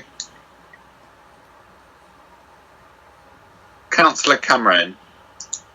I think you're frozen. I think we'll come back to you. Can we move on to Councillor Fred Cowell? Hello, Mr. Mayor. It's Christian Skade here again. Councillor Cowell's actually had some issues getting into tonight's meeting, so he sent his apologies for this evening. But just to let you know that he does have 2 petitions that he would like to present, and those will be processed in the normal way by Democratic Services outside of the meeting. That's great. It's Councillor Ely here. I can do the petitions on behalf of Councillor Cowell. He sent me information. Thank you. If you could present those, that would be great. Thank you very much. We've had 2 petitions. The first one is from 57 residents of Dalkeith Road calling for a CPZ to be introduced to alleviate parking stress from Rosendale Road streetscaping. The second petition is from 50 residents of Perrin Road calling for a road closure onto the South Circular. Thank you. Hello, Mr. Mayor. It's Councillor Cameron. I'm back. Great. Thank you very much, Councillor Ely. And Councillor Cameron, would you like to present your petition now? Yes. May I, Mr. Mayor, leave my camera off because it pushes me out, when I switch it on. I'm handing in over 50 signatures from the residents of Manor Court. They would like to install the installation of a bike hanger on St Matthew's Road because it's much needed. Great, thank you. Can I call on Councillor Ian Simpson? Are you on the line? I am indeed, Mr. Mayor. Hopefully you can hear me. That's great. Hello. If you could present your petition. Yep, I have a petition from about 150 residents of Streatham Hill Ward who would like individuals who are resident within the Streatham Hill low traffic neighbourhood area to be exempt from the controls. Great. Thank you very much. Thank you. I'm going to assume that there are no more petitions from councillors.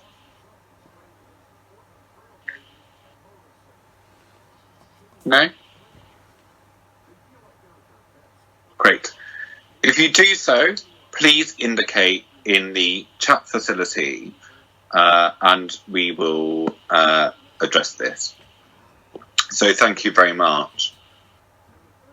The next item on the agenda is the Cabinet Statement. So we are going to start with Councillor Hopkins. If you haven't already done so, turn on your camera. I can see you. So hello. You have 5 minutes to address the camera.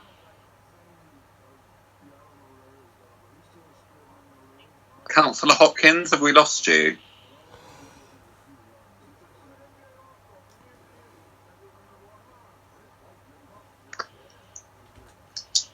Councillor Hopkins.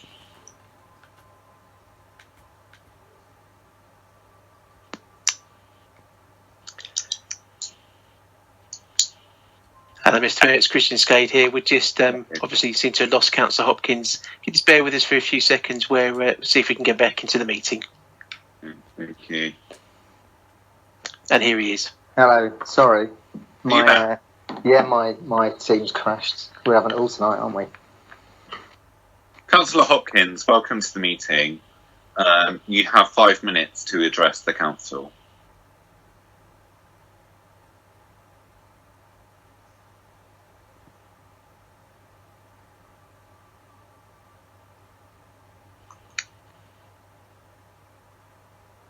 Councillor Hopkins, have we lost you? Mr. Mayor, can I do it without my camera? I think that might. You can indeed. Help it not. Okay, all right. Thank you, Mr. Mayor.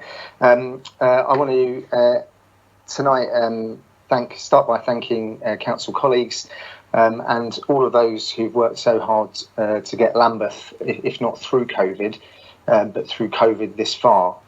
You know, to all of those frontline workers, you know, driving our buses and educating our children and nursing us when we're ill across the public sector, but also kind of the other crucial pillars that have worked in Lambeth so well. You know, our volunteers, our voluntary organisations, our faith leaders, our businesses, our big organisations, and of course the community themselves and mutual aid groups. Everyone pulled together in quite a quite powerful way.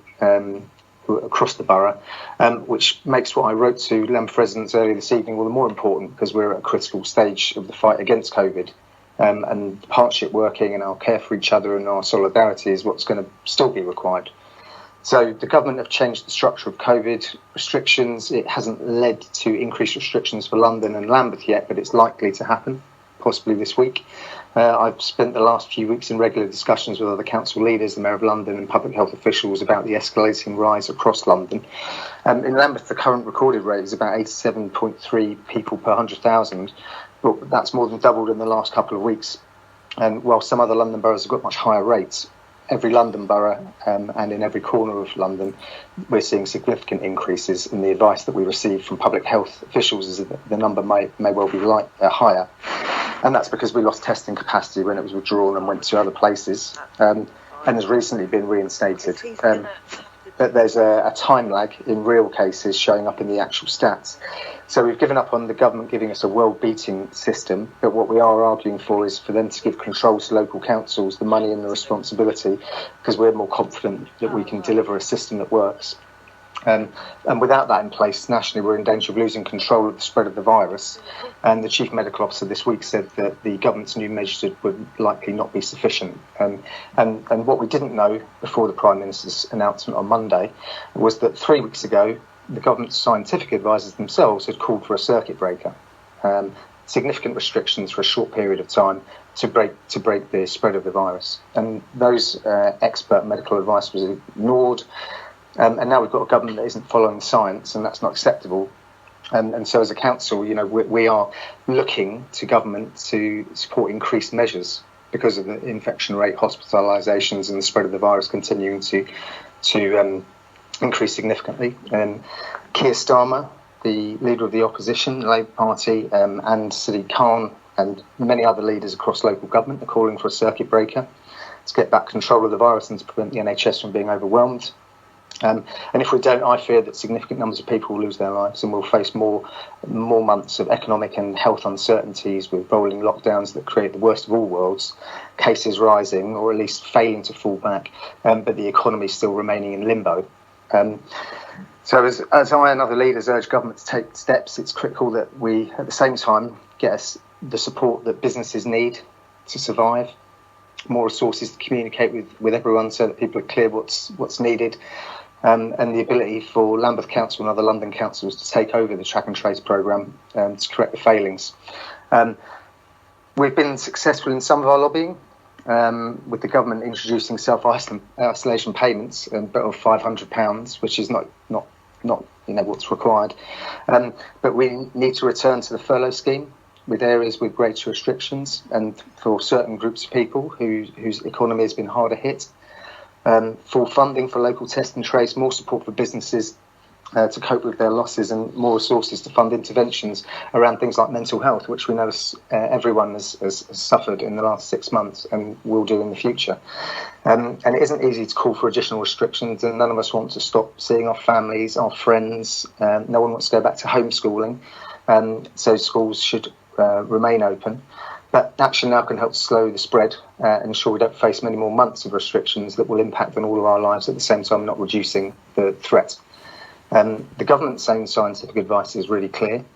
30 seconds, Councillor Hopkins. Thank you, Mr. Mayor. The government's own scientific advice is clear, as is our local public health advice. And I'll continue to fight for the best possible outcome and support for Lambeth and our residents through this time. But as with what happened in the first wave of COVID, every bit of Lambeth pulled together, and we supported each other, and that will be where the solution's found. So we're going to have to carry on doing that. Thank you, Mr. Mayor. Great. Thank you very much, Councillor Hopkins. We will now move on to the next part of the meeting, which is Councillor Bartley on the line? Yeah. Have 5 minutes. Thanks, Mr. Mayor. I'd like to add my thanks to those expressed very eloquently by the council leaders, the frontline workers and council officers. And also, huge thanks to Andrew Travers. We continue to be really grateful to the Chief Executive for the regular briefing and the opportunity that provides for the Green Group to input into the council's work as we all do work together. Since April, we've been raising regularly the importance of the council having its own locally based track and trace system and encouraging the council to develop one. And it's really heartening to see the council is now moving toward that and following the lead of other councils around the country who have theirs up and running. As you know, we didn't agree with the Council's support for easing lockdown so quickly. And although no substitute for effective test and trace, we would also welcome a circuit break in London as proposed by the Mayor of London yesterday. But for it to be truly effective, we're going to need to see stronger measures in schools, and that's what Sage has highlighted, where there is huge spread of the virus in schools, and that's going to need to be addressed if that circuit break is to be effective. And that would be measures such as including blended learning, more support for young people when they need to be at home. And this is something I think the Council could practically help to bring about. We've also been asking the Council to be more proactive toward protecting our residents in care homes, and it's good to now see mention of this in the Council's Lessons Learned report that will come to the Scrutiny Committee next week. Welcome to the announcement of the extension to the Council's eviction ban until Christmas. It's great. We still hope that the Council will stand by the promise to Lambeth residents made at the beginning of the pandemic that the eviction ban will remain in place for the whole duration of the pandemic.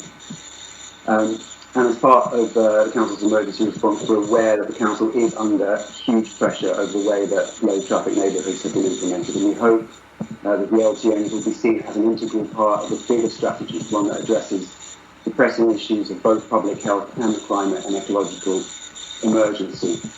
And it's important too that the Council continues to be brave. It's really great that the Council has been so brave on this issue.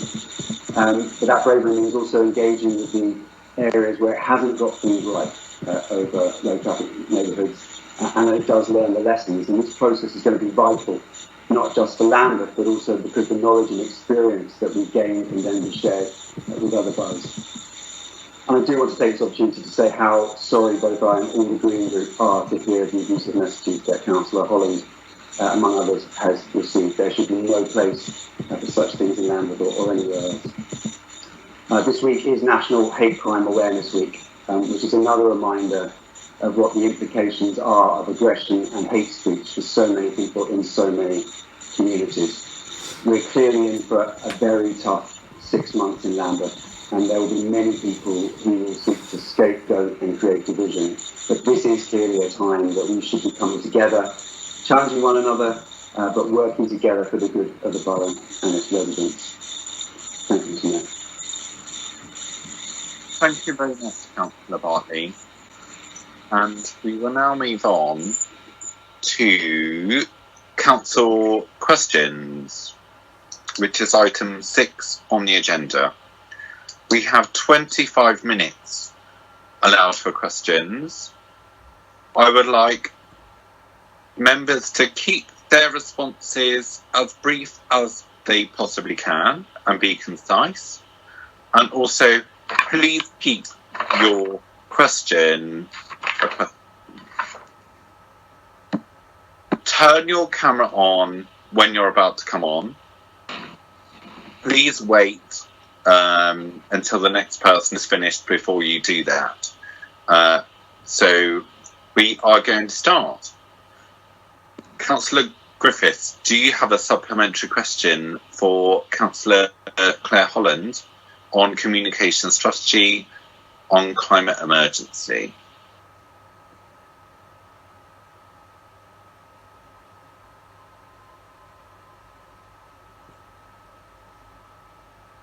Councillor Griffiths?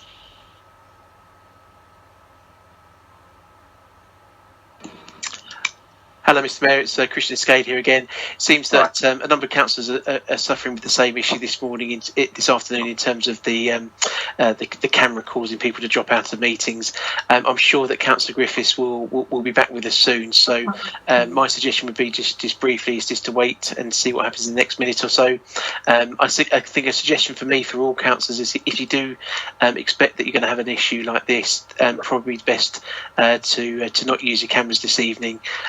And ICT will be working hard to understand exactly what's going on. But we'll get in contact with Councillor Griffiths if she doesn't appear in the next 30 seconds or so. Thank you, Christian. I'm here. Can you hear me? Yeah, we've got you. Thank you, Mr. Mayor. Thank you very much. Sorry, I dropped out twice then. I won't use my camera if that's okay. That's fine. I do apologise for the IT issue. Would you like to make a supplementary question? Yes, I have that. I'd just like to thank Councillor Holland very much for the response that she gave. But also, can I just ask if she could please tell the council if there is a full comms strategy in place about the climate emergency, and if so, can it be published and shared on the website? Thank you. Councillor Holland. Thank you, Mr. Mayor. Councillor Griffiths, I'd like to thank you. I saw just before the meeting tonight that the Lambeth Green Party have issued a press release about the LTN. So I'm very grateful for that support and for you clarifying your position as a party today on it. So as you know, last year, after declaring a climate emergency, we've undertaken a huge piece of work around every member of the council, every department, gaining ownership of the climate crisis as part of their work. So it's no longer seen as a separate stream of work, but it's intertwined in everything that we do. And that is down from the chief exec down to every grade of worker in the council. And we've done a huge amount of work in order to reach that point. And so what we've been doing is the climate emergency and climate crisis, because it intertwines all our work, Mr. Mayor, and we're constantly talking about it, releasing comms about it, etc. And yes, I can confirm that when the Citizens' Assembly occurs next year, Mr. Mayor, we will have a comms plan and we have a comms strategy, and it's important that we never lose an opportunity to advise people about what we're doing as a council and what our stakeholders and partners and collaborators are doing, and also what individuals can do to tackle the climate emergency. And I look forward to discussing this further with you, Councillor Griffiths. Thank you very much, Councillor Holland. Thank you, Councillor. And thank you, Councillor Griffiths. We are now going to move on to the rest of the questions. I'm going to go in order, but I'm also going to line you up in turn. So the second question is from Councillor Briggs to Jack Hopkins, the leader of the council. And then it is Fred Cowell. Unfortunately, Fred Cowell cannot seem to get online, so it's going to be Tim Windle. If you could get ready to ask your supplementary question, but I'll hand over to Tim Briggs. Thank you very much. Mr. Mayor, thank you.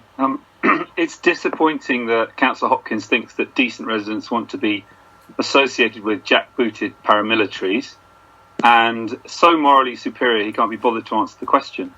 Councillor Hopkins, you do not speak for Lambeth residents when you support political extremists. Decent people do not want to abolish the state, defund the police, and make other people slaves according to their skin colour. So instead of Councillor Hopkins pretending that everyone that disagrees with his extremist views is racist, does he agree with me, and does he agree with the great Martin Luther King, that violence is immoral because it thrives on hatred rather than love?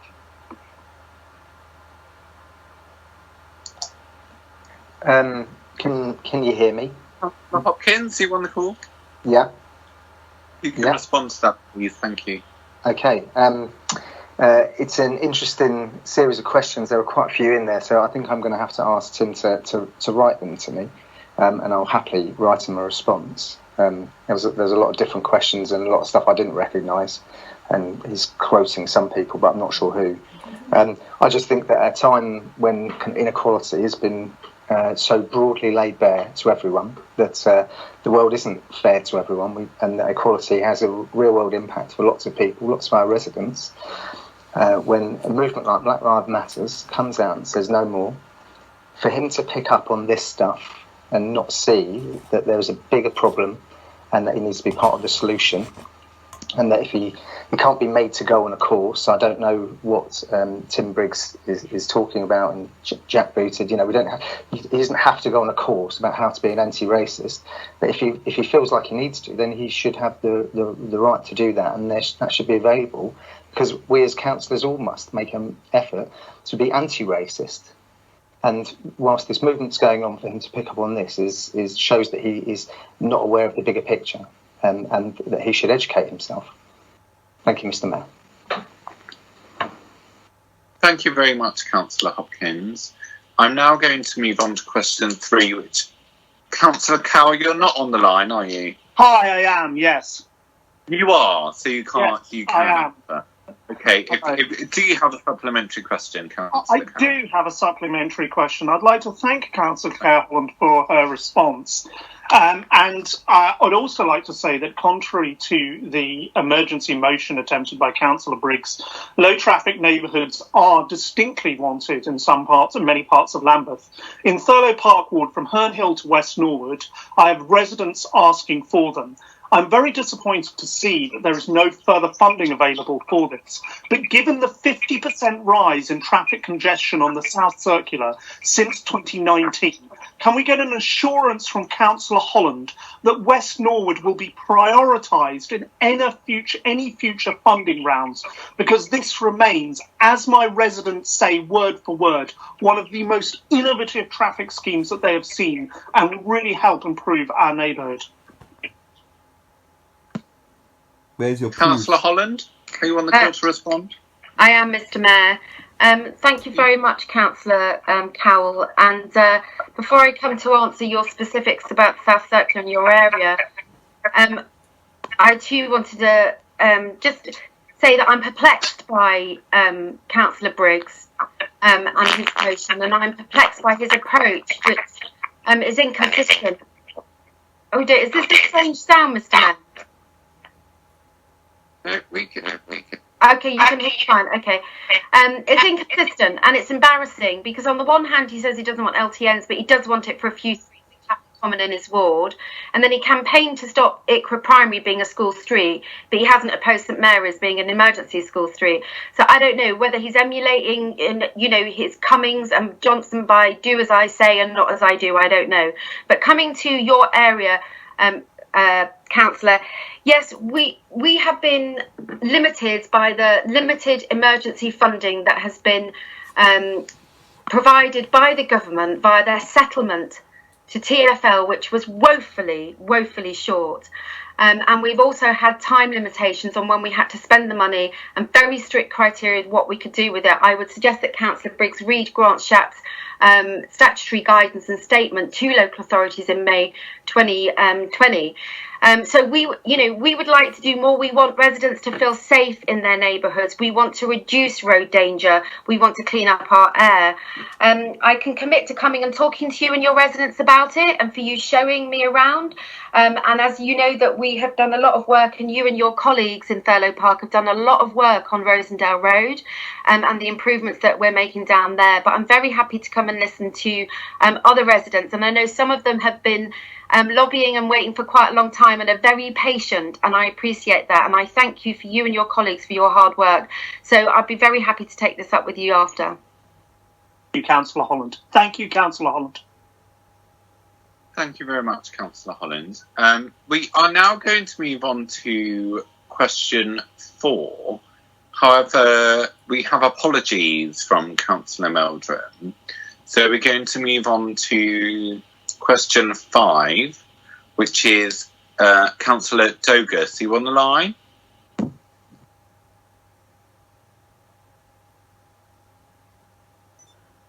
Are you on the call?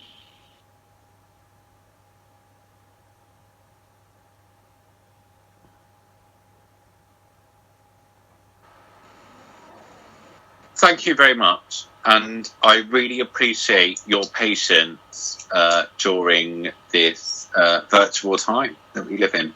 So we are going to move on to question 7. Councillor Ben Kind, you on the call? Yes, I'm here, Mr. Mayor. Great. Do you have a supplementary question? I do. I'd like to thank Councillor Holland for her answer, and just to follow up with a question about the CPZs in Tulse Hill Ward, where around 6 different controlled parking zones operate. with a number of different variations about the times of day they operate. Some of these split different roads into two different CPZ areas or two different times of the day that their parking operates, and it's clearly an ineffective system.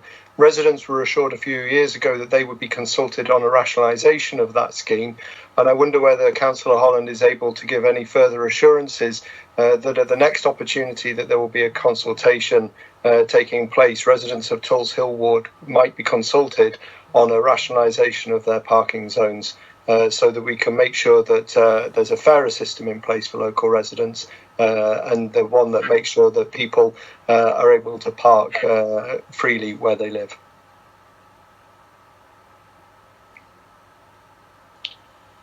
Councillor Holland? Oh, thank you. To respond? Yes, sorry, Mr. Mayor, I was waiting for you. Thank you, Councillor Kind, for that follow-up question. I'm very sorry to hear about that history, and it does sound like there's inconsistencies. I can assure you that I will take this back to officers as part of our ongoing discussions over the curbside strategy and the future of the CPZ expansion programme.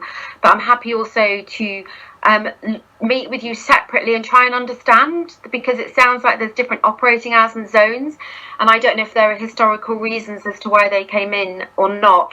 But I'm happy to meet with you. I'm setting up a lot of meetings tonight, Mr. Mayor, but I'm happy to meet with you, Councillor Kind, and to discuss this with you and your residents, and to look at the issue with you. So thank you for bringing that to my attention. Thank you very much, Councillor Holland. And that does conclude our questions for this evening. We have gone way over the 25 minutes allowed for that, which was really, really good and really insightful. So that's great. We are now going to move on to the next item of the agenda, which is item 9, which is motions. I need to inform Council that an emergency motion concerning low traffic neighbourhoods was received from Councillor Tim Briggs on the 12th of October. The subject of low traffic neighbourhoods is clearly a significant issue affecting local community. And there is public support and public opposition for the proposals, as is evidenced by the number of depositions and petitions received this evening in the meeting. However, I do not believe this is a genuine emergency necessitating an emergency motion. An emergency motion suggests an unexpected, unforeseen event has taken place that requires immediate action by the Council. Councillor Briggs has already submitted a written motion which is already published in the agenda that we will be voting on tonight in full Council. So, in addition, I am aware that Overview and Scrutiny are exploring how they could consider low traffic neighbourhoods, and the scheme itself will be subject to Council's decision-making processes. So for these reasons, I've concluded that this is not a genuine emergency, on the basis that the matter can be dealt with by another body at a later date. As a result, this emergency will not be considered this evening. Councillor Briggs, are you on the call? I am. Great. Thank you, Mr. Mayor, and thank you to Councillor Dillipore, and I commend what he says.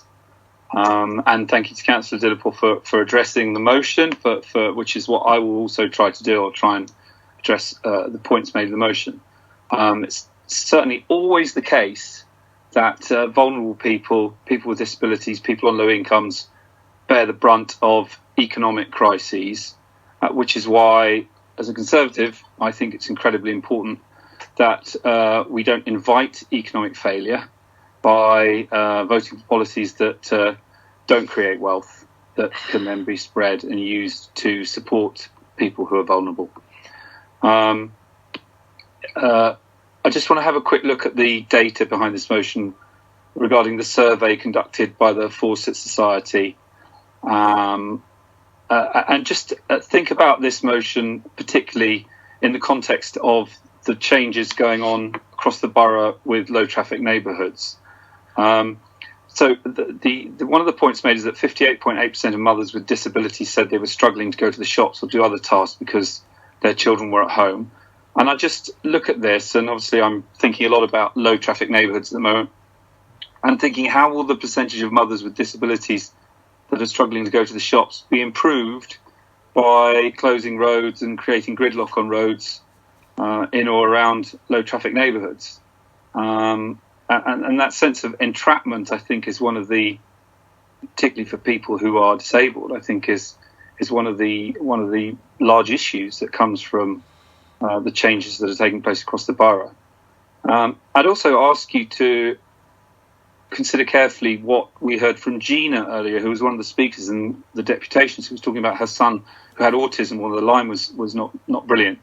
And she talked about extremely long delays, massive pollution, and making journeys much longer than before, and that having a negative effect on her son's behaviour. So what I would put as sort of courteously and as gently as I can to my Labour and Green colleagues is, how are you helping Gina in supporting low traffic neighbourhoods? Because it appears to me that you have no solutions to the problems caused by low traffic neighbourhoods that are being faced by residents with disabilities. So you've brought this motion, much of which is sensible and well intentioned. 30 seconds, Councillor. Thank you. But you haven't thought about perhaps some of the most important questions that we're dealing with at the moment. How will the anxiety of women be improved if disabled women feel unsafe to walk the streets because of low traffic neighbourhoods? I would also just very briefly mention I am supportive of the aims of the motion, but I can't support it because it doesn't suggest how these measures are going to be funded. Of course, you can say, well, the Chancellor's borrowing loads of money at low interest and this should be a priority. But all of that money will need to be paid back at some point. The total debt will need to be paid back.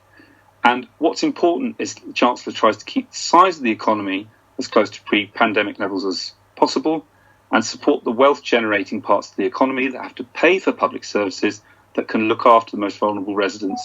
So there's a very careful balance to be met, which isn't considered by this motion, so I'm going to abstain, because whilst I support some of the sensible points being made, I feel that it falls short on some of the practicalities. Thank you, Councillor Briggs.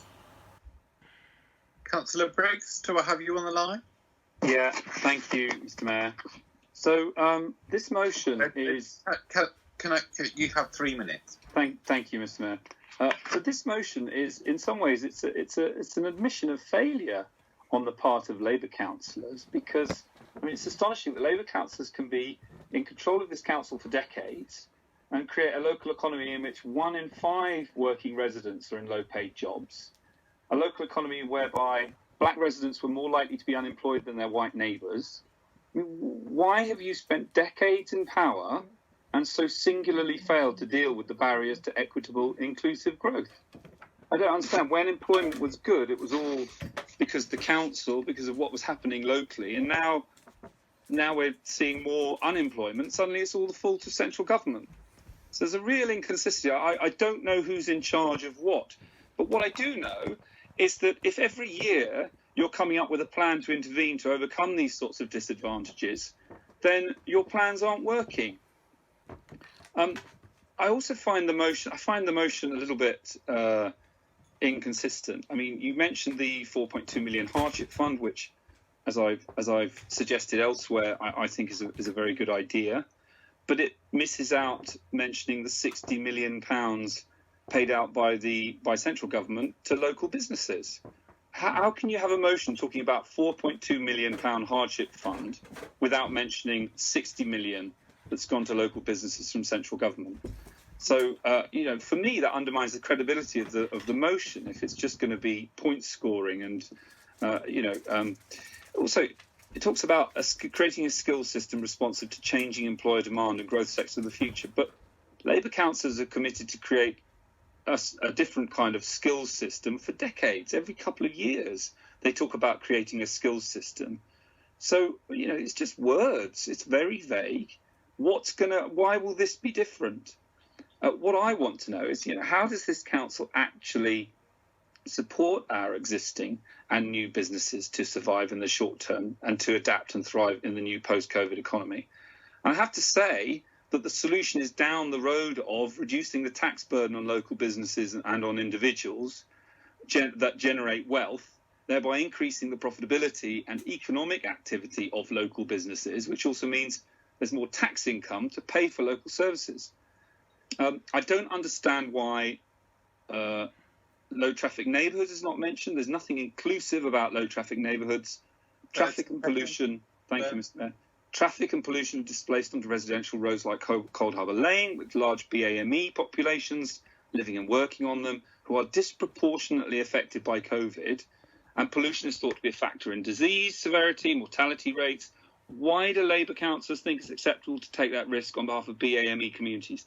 Why is no one giving a proper, sensible answer to this point that's being made?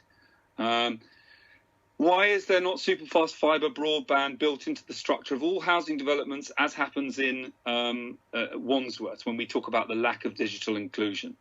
These are simple things that need to happen. This is a poor motion. It's very confused. It doesn't allot responsibility properly between local and central government, and I won't be voting for it. Thank you very much, Councillor.